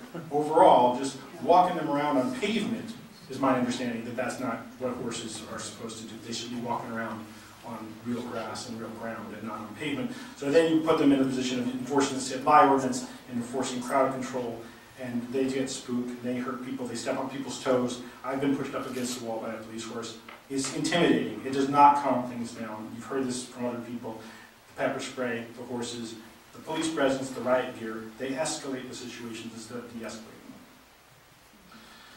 I think that one day, if a protest of business people wanting more corporate rights were attacked by corporate police, that we'd hear different testimony from the Citizens Crime Commission of the PPA.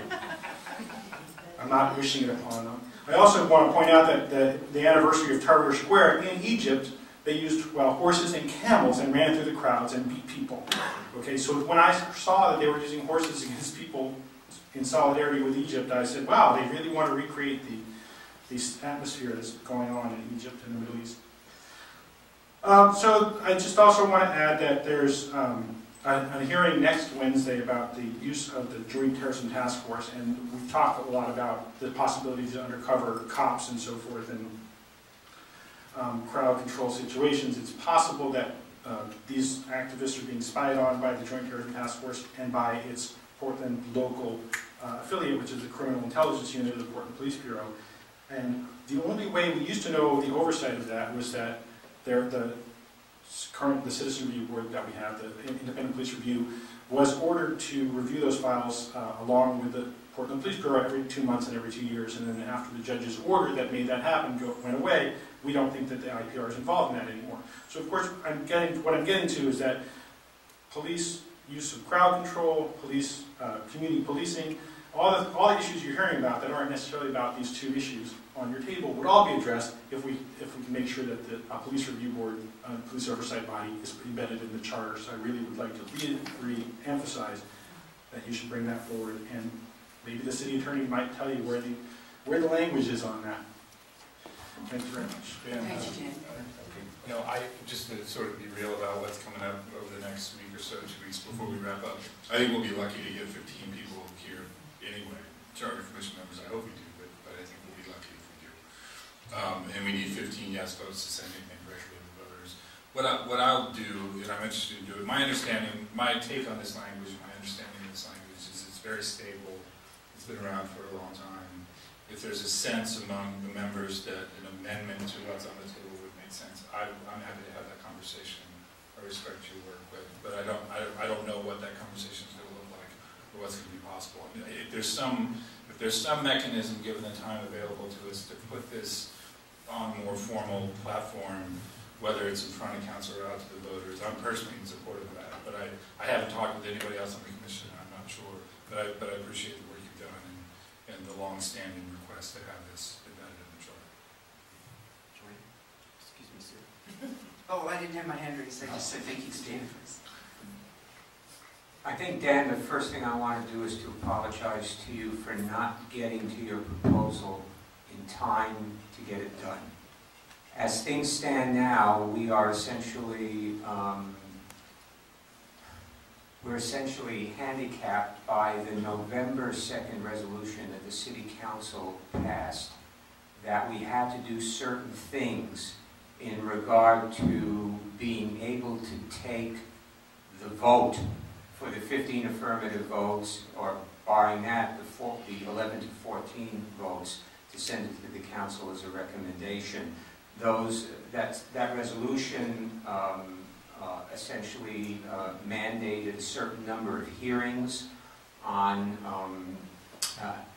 any amendment we came up with, and we couldn't work on this quickly enough to get, and also couldn't parse the March 3rd deadline that the City Council decided in December of 2011 that essentially limited the amount of time that we had. And it's been very clear to us that we could not get a major extension.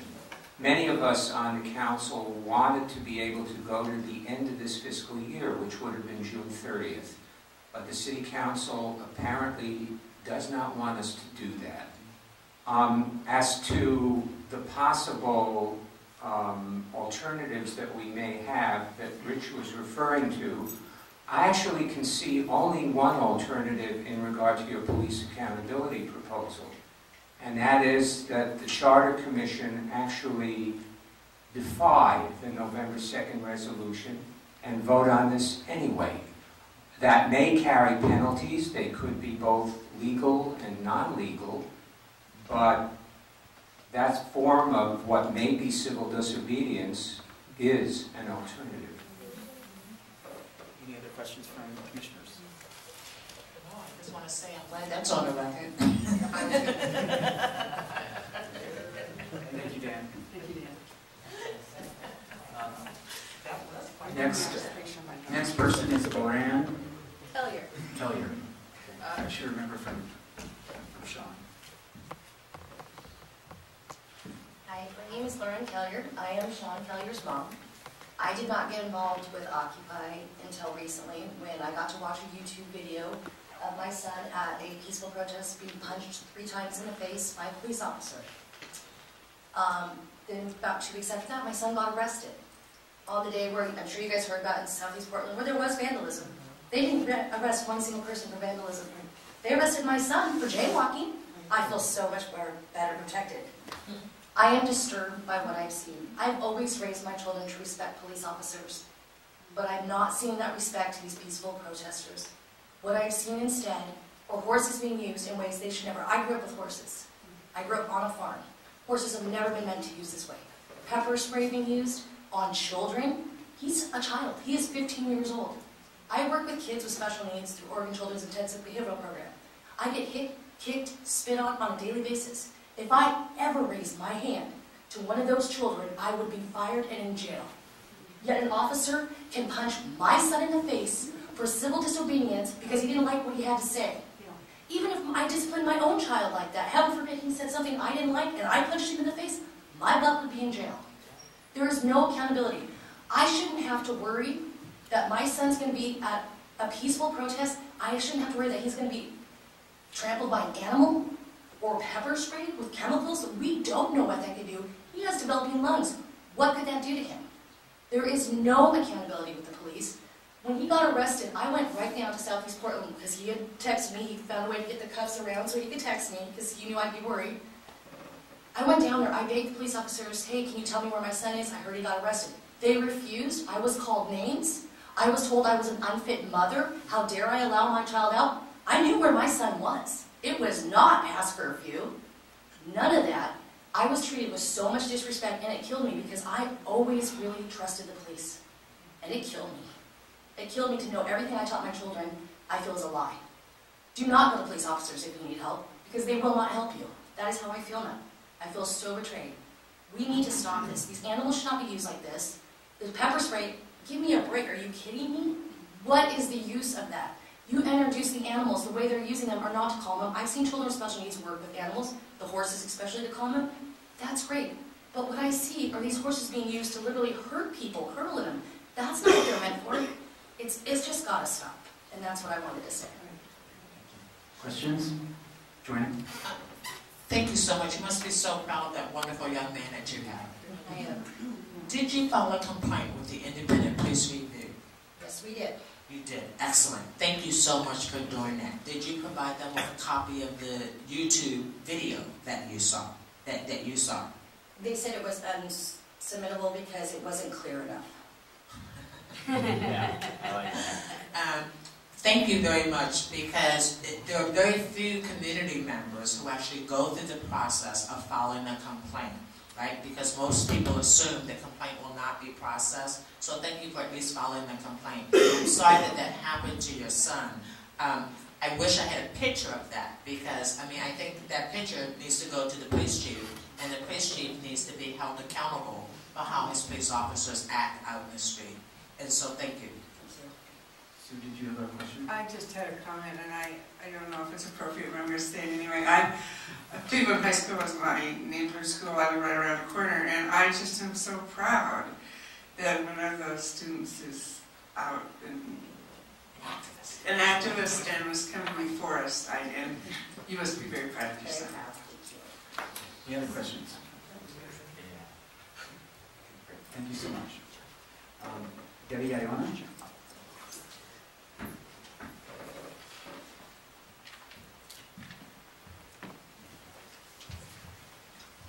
Good evening. I'm Debbie Iona, representing the League of Women Voters in Portland. The League encourages you to request from City Council additional time so that the Charter Commission can thoroughly consider the proposal to place the basic provisions of our police oversight system in the charter. This concept was presented, as you just heard from Mr. Handelman, to the last Charter Commission. Given the importance of our oversight system in improving police practices and policies and holding officers accountable, it deserves thoughtful consideration by this Charter Commission. Extra time will allow this to happen. And hopefully those who spoke tonight expressing their concerns about the lack of study and process will urge City Council to extend your deadline. Questions from commissioners? Great, thanks, Debbie. Thank you, Debbie. Joel Servan? Looks like S-J-E-R-V-E-N. I think he's left. He was sitting right under that before. Okay. And then, Oh, maybe so he may come back? Yeah. So we'll watch. okay. Andrew Townsend? Oh, Andrea. Andrew, I'm sorry.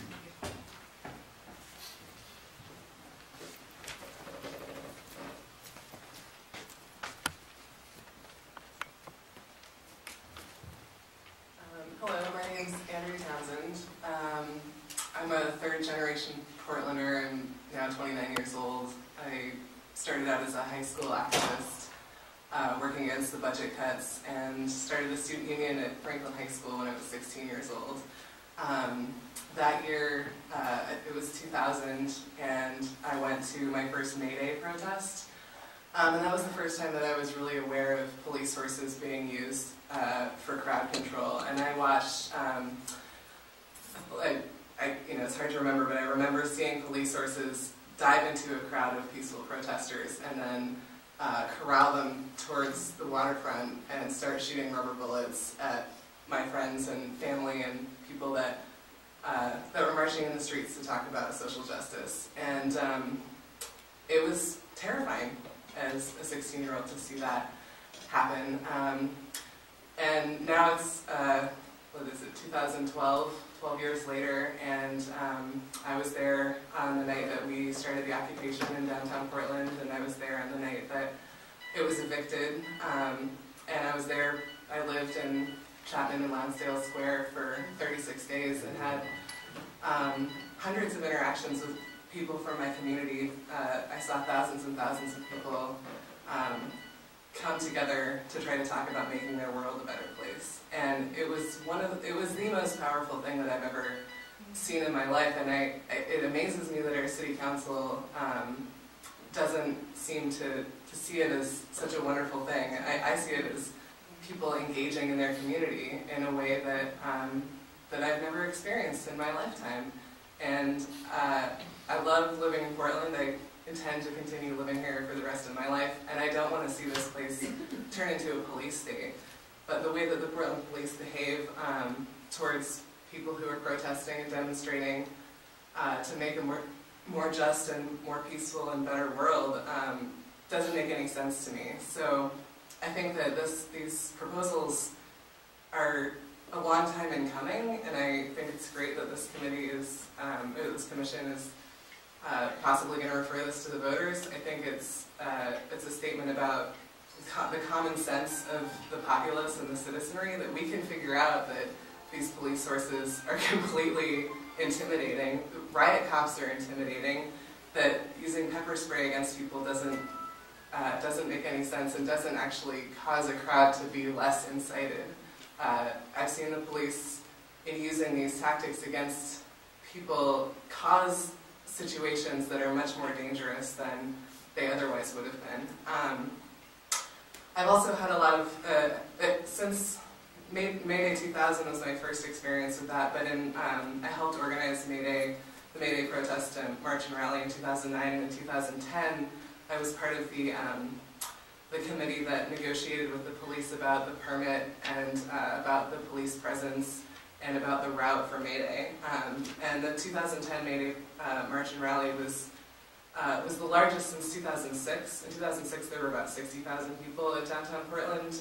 In 2010 it was between 8,000 and 10,000 people, I would say, which is comparable to the number of people that were out on October 6th when the occupation of downtown Portland started. in the negotiations with the police, it was really interesting to learn. I believe that the Portland police are very aware of the fact that their riot gear, that their horses are extremely intimidating to people. And part of they wanted the Mayday Coalition to move the time of our march because there was another march happening at the same time, and the Portland police felt like that they didn't have the capacity to deal with both marches. We doubted that, statement from them, but we accepted that that was their position.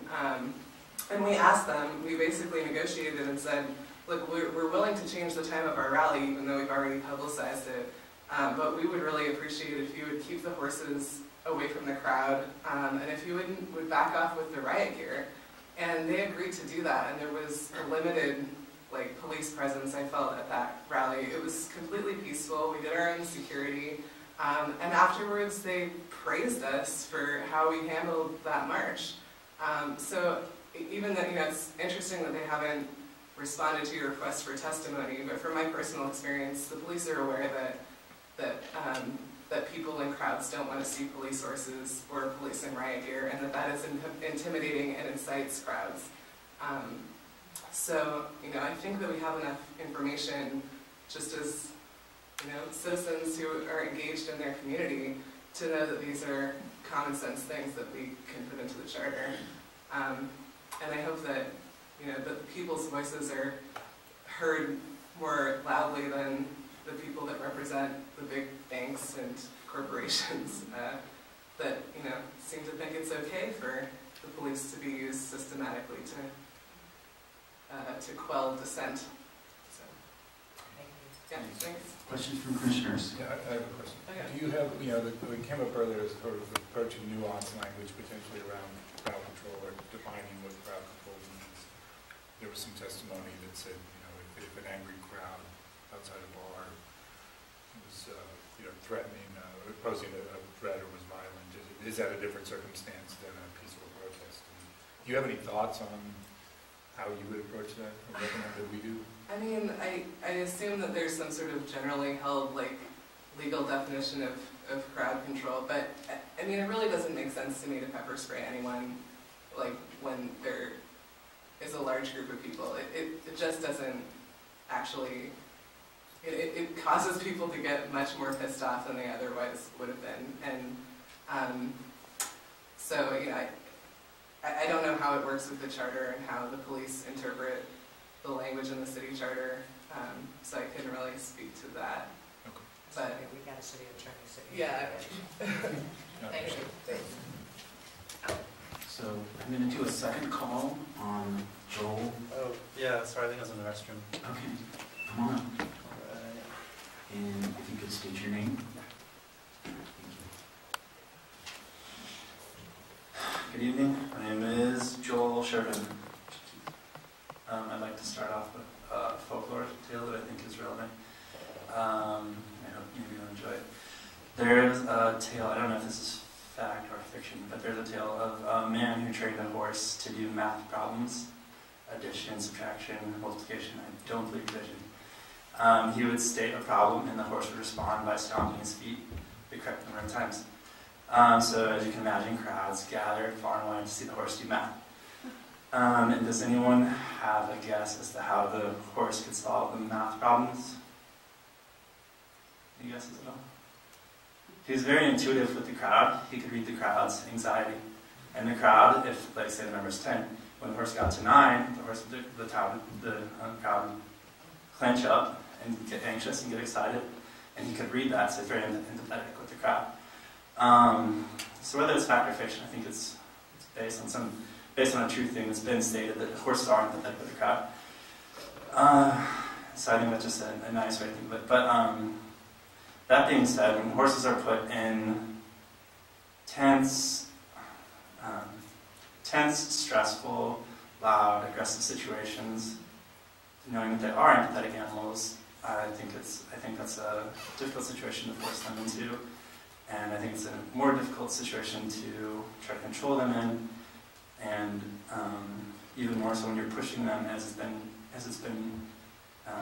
testimony for, they're being pushed into crowds, multiple layers deep, the front people have their reactions have no effect on what the horses do, and their reactions pretty much have no effect on where they go because they're pinned between people and a horse, so you're kind of a rock in a hard place. So it's just a scary place to be. I would like to talk about escalation versus de-escalation, which I also am a high school teacher with special needs youth in an alternative school, and I also face swearing, angry, aggressive special needs at-risk youth every day. So I have been trained and I rely very heavily on the de-escalation techniques. These techniques I do not see, pretty confidently can say I've never seen used by the police. And I would argue that the opposite is used very frequently, especially during when social activists gather together to have their voices be heard. I think they do everything in their power to get a reaction from the crowd. And I think the horses and the pepper spray are both a part of that. People have talked about this being taking tools away from police officers, and I would argue these are not tools, these are weapons, and they're used as weapons, and they're not used to de-escalate. And I think the lady mentioned that they're used only on violent protesters or riots. And if anyone, I think you have to be completely out of touch with the media over the last year to believe that's accurate. If you look at the most popular 50 pictures from 2011, 3 of them are peaceful protesters, one sitting down, one a 90-year-old lady, and one in the lovely streets of Portland being pepper sprayed for airing their grievances with the government, peaceful protest. So I think that argument holds no weight whatsoever. It's clearly being used on peaceful protesters. Also, I think, let's see how much time I get here. The argument that we shouldn't be trusted with,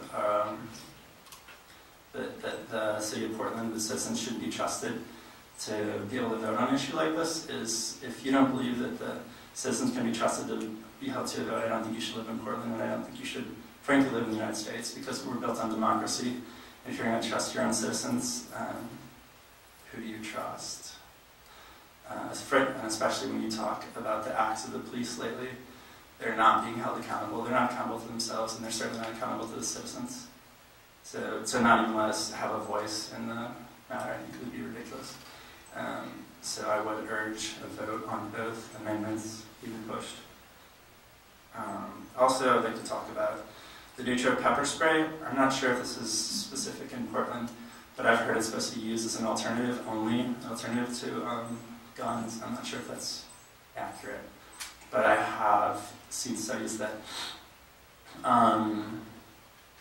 pepper spray was used 3,000% more than guns were used in the previous year. So it's clearly not being used as an alternative to guns. It's clearly being used much more frequently and much more with a itchy trigger finger than guns are. So it's not a tool to replace a gun. It's not being used that way. It's being used to escalate peaceful protesters.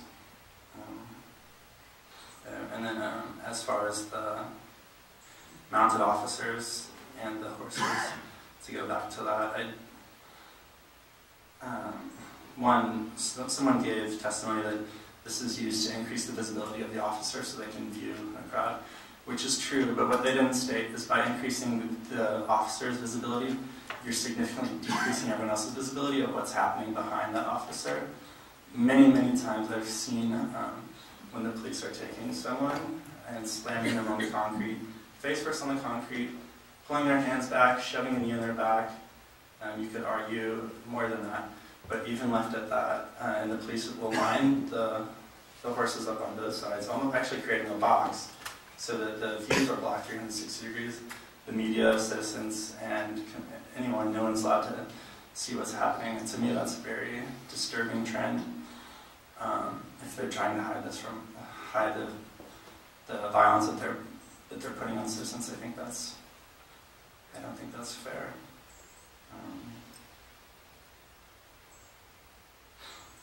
I think, two more things I'd like to say. back to pepper spray, I don't know if you guys have heard, there's a lawsuit being pressed on the New York officer, the white-shirted officer who used it. You can only imagine the liability that this is going to cost our city if it does come to that. And I imagine if that, depending on how that lawsuit pans out, it's very likely that more will be pressed. I see that as a huge liability, which the police aren't going to pay, the citizens of Portland are going to pay. Last thing I would like to talk about is there's a I believe very strongly there's a correlation in police presence and the number of incidents, particularly hostile incidents and marches.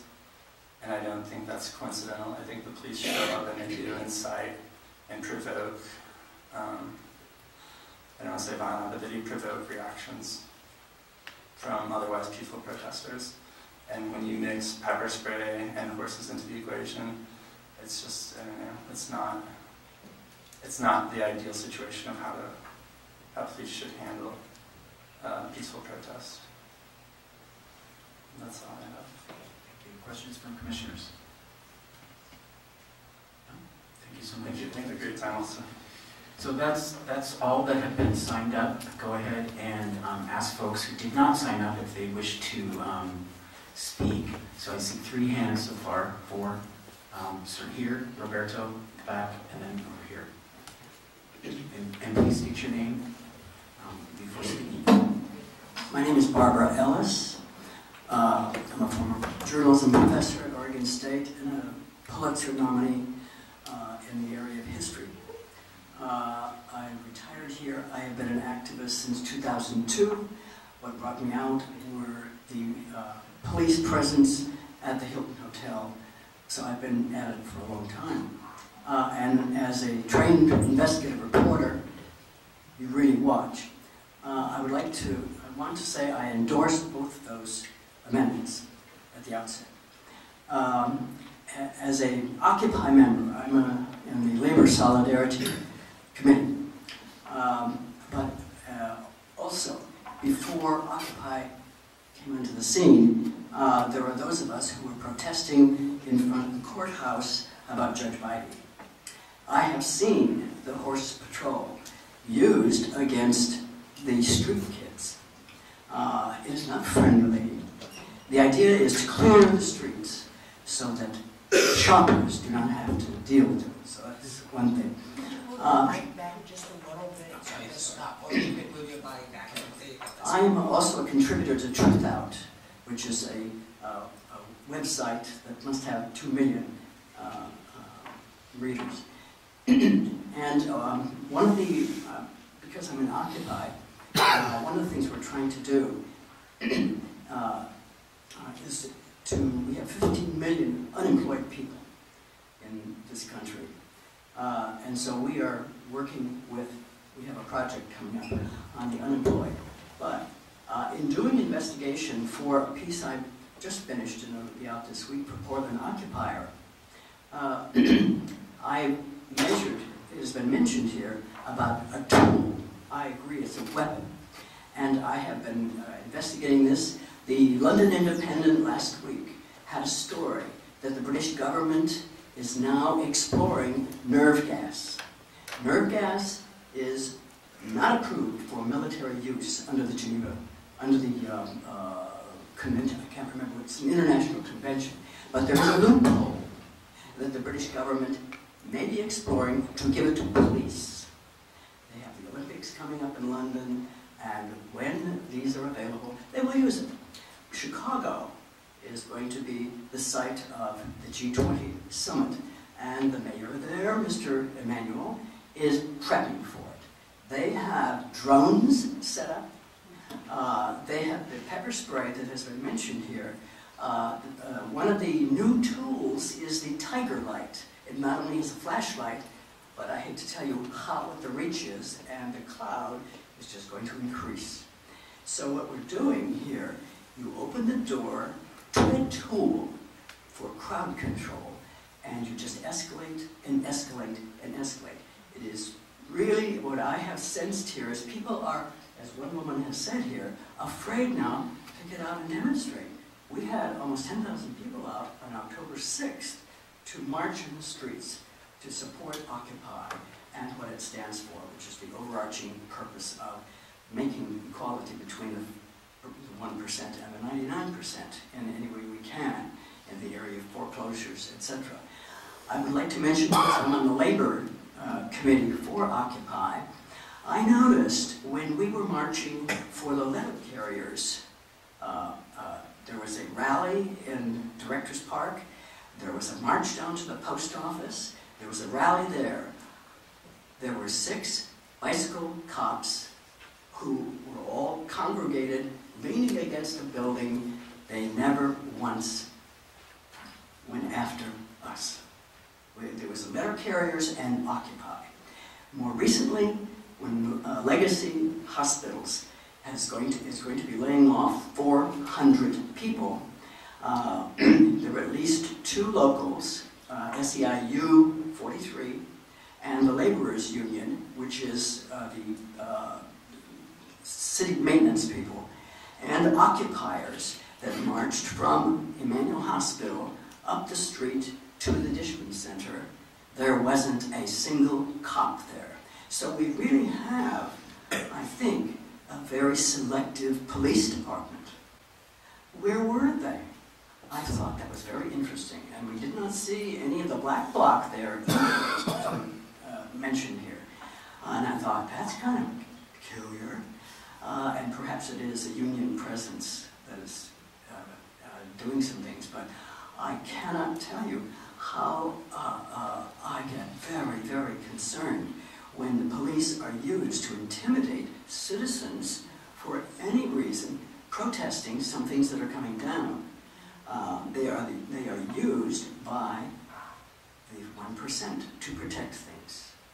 And I think that for this country to be doing that, it has been mentioned we're moving to a police state.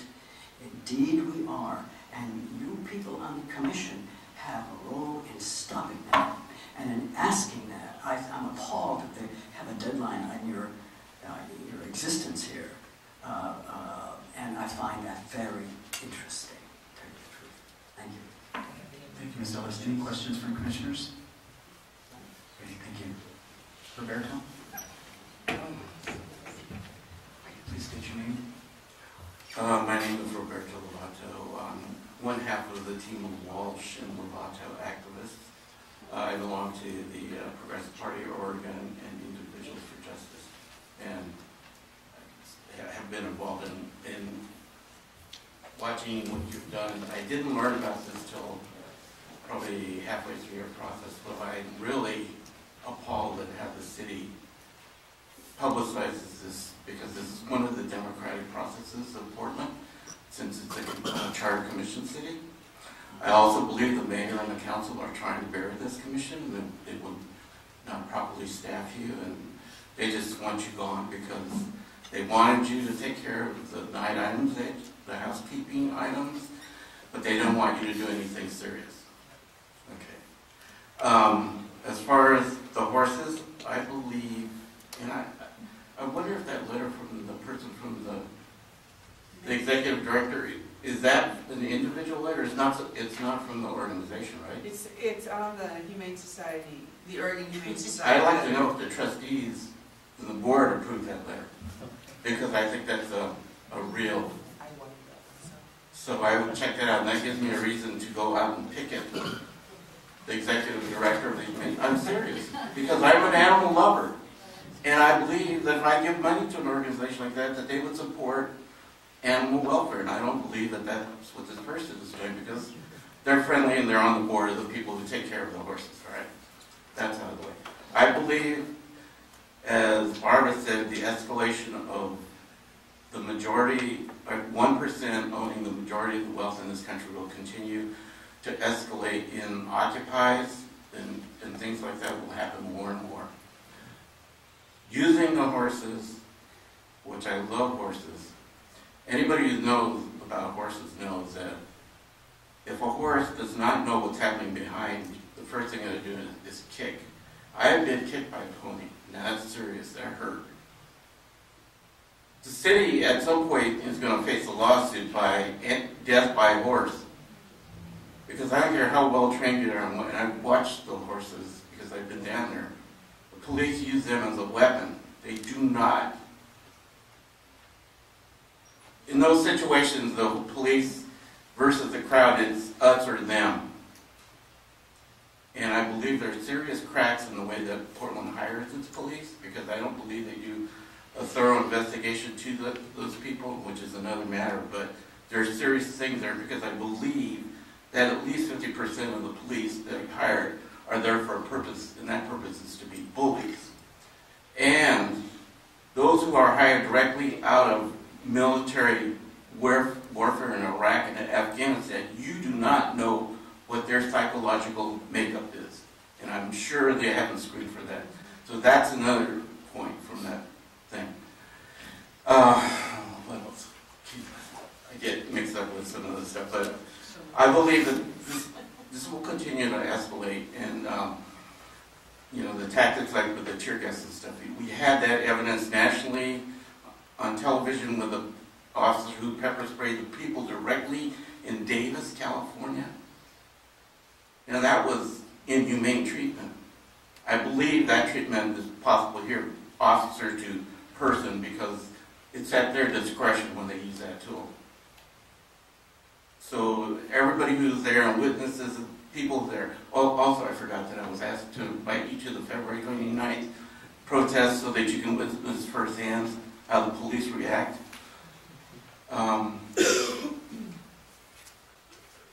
I feel a lot of work needs to be done, and Joanne knows that. And at this point, I believe that anybody who calls the police for help with a person who has a mental problem, you're going to have your family member killed by the police because they do not follow the protocols.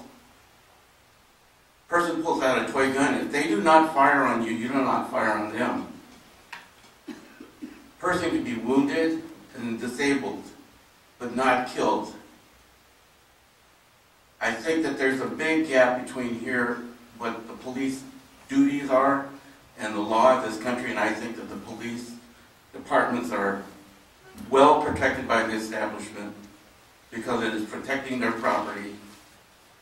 And this committee is a democratic process and should continue. I thank former Mayor Potter for bringing this up, and I hope the candidates who are running for office now will continue to keep this process ongoing, because this is a democratic process, and we have to restore our democracy in this country. Questions from commissioners? Okay. Thanks for their time. Thanks so much. I believe the gentleman right here was next, and over here. Do you still want to speak, sir? Oh, I'm sorry. I just saw a hat. You moved. And please state your first and last name for the record. My name is Colonel Moses Rosen, and I've been active in police accountability since 1990, and have been active here in Portland for the last few years. And I don't think that horses or pepper spray are really the problem. I think the problem is the attitude and training that our officers receive, and that these proposals are an awesome symbol of the direction that things need to go. But having an accountable police department is a pillar of our society, and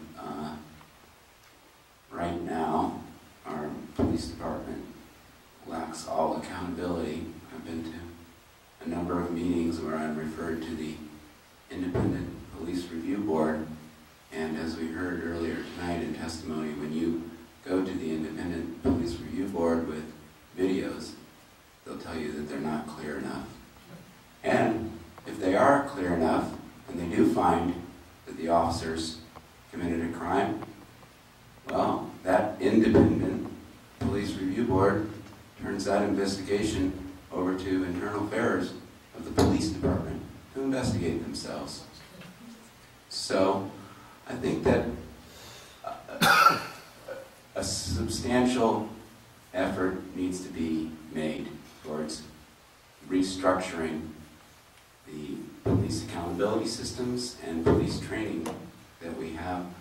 Right now, just recently, we have an officer that was fired from the force, which is pretty amazing that an officer actually was fired and that the officer stayed fired, because the Police Officers Association stated that they supported that murderous offer. Awesome. The murderous officer, Ronald Frashauer, the Police Officers Association supported him getting his job back, and the Portland police trainers that we have say that he followed protocol when he assassinated that unarmed man with an assault rifle.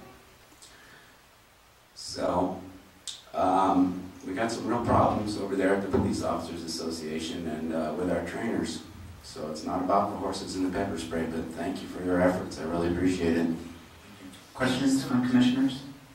Thank you. I just want you to know that the verdict isn't on Frischhauser. He's in arbitration. Oh, it's so, still out. Yeah. So he could get his job back He and may very back. well, yeah, Yeah. he may very well get his Cool. job back and back. That's really great. Okay, then over here, I believe with the right hand. And please state your full name for the record. 1 second, Roberto. Do you want to make a correction or? Yeah, I just wanted to comment that I support both of those amendments. Okay. I forgot to say that. Thanks, Roberto. Hello, I'm Mike Tabor, and I'm filming as Joe Anybody. And I didn't come here prepared to speak, but after listening to a lot of stuff, a lot of these topics are stuff that I'm really concerned in and have been for quite a while. I started going to peace protests to protest and take a sign, and then I started seeing how peaceful people were being, the police were dealing with the protesters. So I started filming.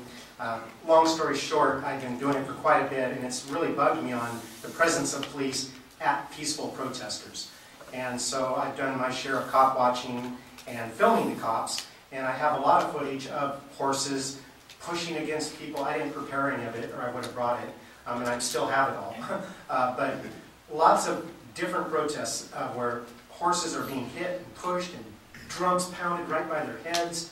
Their crowds are being shoved into the streets where now they're breaking the law by being in the streets. They're stepped on, people on the ground, horses are tromping around them. I've been hit. I've seen an officer thrown from a horse, and the horse run down the street. Every time the horses come out, I don't know what peaceful about it is. A horse is peaceful, it's beautiful. But when they brought out into these situations, it turns chaotic. It turns almost riotous. Firecrackers, bottles, people running, screaming, arrest, pepper spray. Every single time the horses come out, and I hear everybody, I've heard statements saying that it's a peaceful thing or it's helping to control the people. It turns everything upside down. And another problem that I see developing is that when we come to these meetings, and I go to human rights meetings and some different types of things, we get city officials, police representations, and everybody wants the best for the community. We all want to get along. That's why we're all sitting here. We want to get along with our community and get along, and the police want to stop crime. But there's a big disconnect with what the administration says in these meetings and what happens in the streets, and whether it's training or policy or lack of accountability, but it's coming unglued, and we work so hard to bring the community together, then to turn around and have a protest and watch everything, all these people that get abused and hurt and scared and intimidated, and it's just ruining our community. So you're trying hard in these offices, these nice offices, and yet when we get out on the street the next day, it's that whole forceful stuff against people is wrong. And the pepper spray, I've been on the sidewalk filming, and I got pepper sprayed. I was on a sidewalk, I sued the city, and they even paid me. I sued them for a big chunk of money, but settled for a little chunk. And I was on the sidewalk. And the pepper spray being squirted on the people in 2008, it wasn't even justified being sprayed on them. They were in the street, they weren't moving, but it wasn't justification to use pepper spray. But nobody came forward. Lots of people on the sidewalk got sprayed too. Nobody came forward. I did. It was very uncomfortable. I didn't want to do it. But I wanted it to stop. And here it is, 3 or 4 years went by and they didn't spray anybody. But now the Occupy's back, and the pepper spray is coming out for not good reasons. And I filmed that when that happened. I have photos of that spray coming out. It wasn't warranted. It wasn't deserving of the community, and it turns our community against our police, causes all these big discussional things, and it needs to, we need to connect that. And there's been talk about us all getting along. The lady back here spoke about that.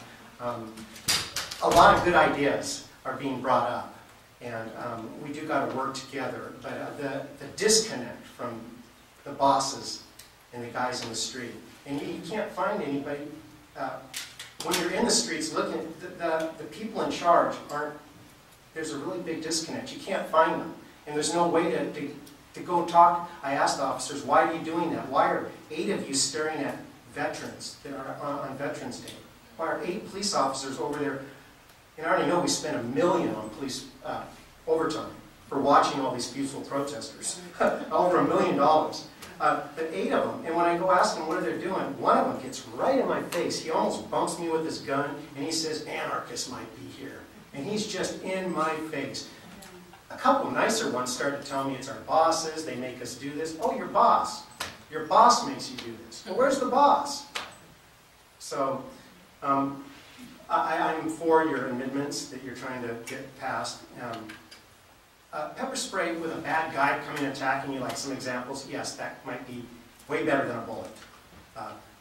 But not in peaceful crowd control situations. And horses, certainly not on people. It's just for the wrong reason. And I also am for you guys needing more time. It's great to see a group of people trying to solve these issues. And I've been really, the horse issue's been on my plate for 4 or 5 years. And here we're talking about it. And I'm really unprepared because I have a lot of stuff that I could have brought to show. You have more opportunity. The 27th is the next meeting of the Charter Commission. The 29th or the 5th of March, we don't know yet when our last meeting will be. But I would encourage you, if you have that video, you can actually submit it via website, or you can give it to the co-chairs and they'll make it part of the record. I think it's important that whatever comes out of this process, that the record is really clear about what the community wants to see happen, whether or not we get more time, whether or not we have the opportunity to send this to the voters or not. I think the public record is going to be key. So thank you so much for what you did. Thanks, Were you finished, Mr. Taylor? Yes. Okay, great. Any questions from other commissioners? Great. Thank you so much. Thank you so much. Just a point of interest for me. The letter that was submitted by the Humane Society, that was a stunner for me. Now, when you accept evidence or letters, does anybody call them up and check and say, is this really your position? I believe it goes into the public record. It goes into the public record. I do have that question, a note to myself, and I'm going to have to talk with my co-chair because there is a possibility that I'm going to have to leave town. But I will try very hard to get an answer to that question. I can't make promises that I'll be able to. But I'll make every effort to find out something, because I've heard that question asked twice tonight. Okay. In the spirit of respecting people's time, I'd like to ask one final time if there's anyone who would like to speak before I close the public hearing. I have a question. She mentioned an email where you could submit testimony. Oh, yes, the email. Do you have your pencils out? I'll tell you what it is. It's a long one. I'll say it and then I'll spell it. It's Alexander.Villarreal @portlandoregon.gov, which is the standard, for those of you who send emails to the City of Portland people, that's the standard City of Portland email address. Alex's name is spelled ALEXANDER, and then dot, V as in Victor, ILLAR,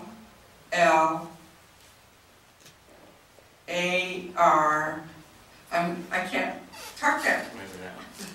If I'm talking that slowly, I lost my place. Let me write it. Here it is, right in front of me. Start again, Alexander.VILLARREAL.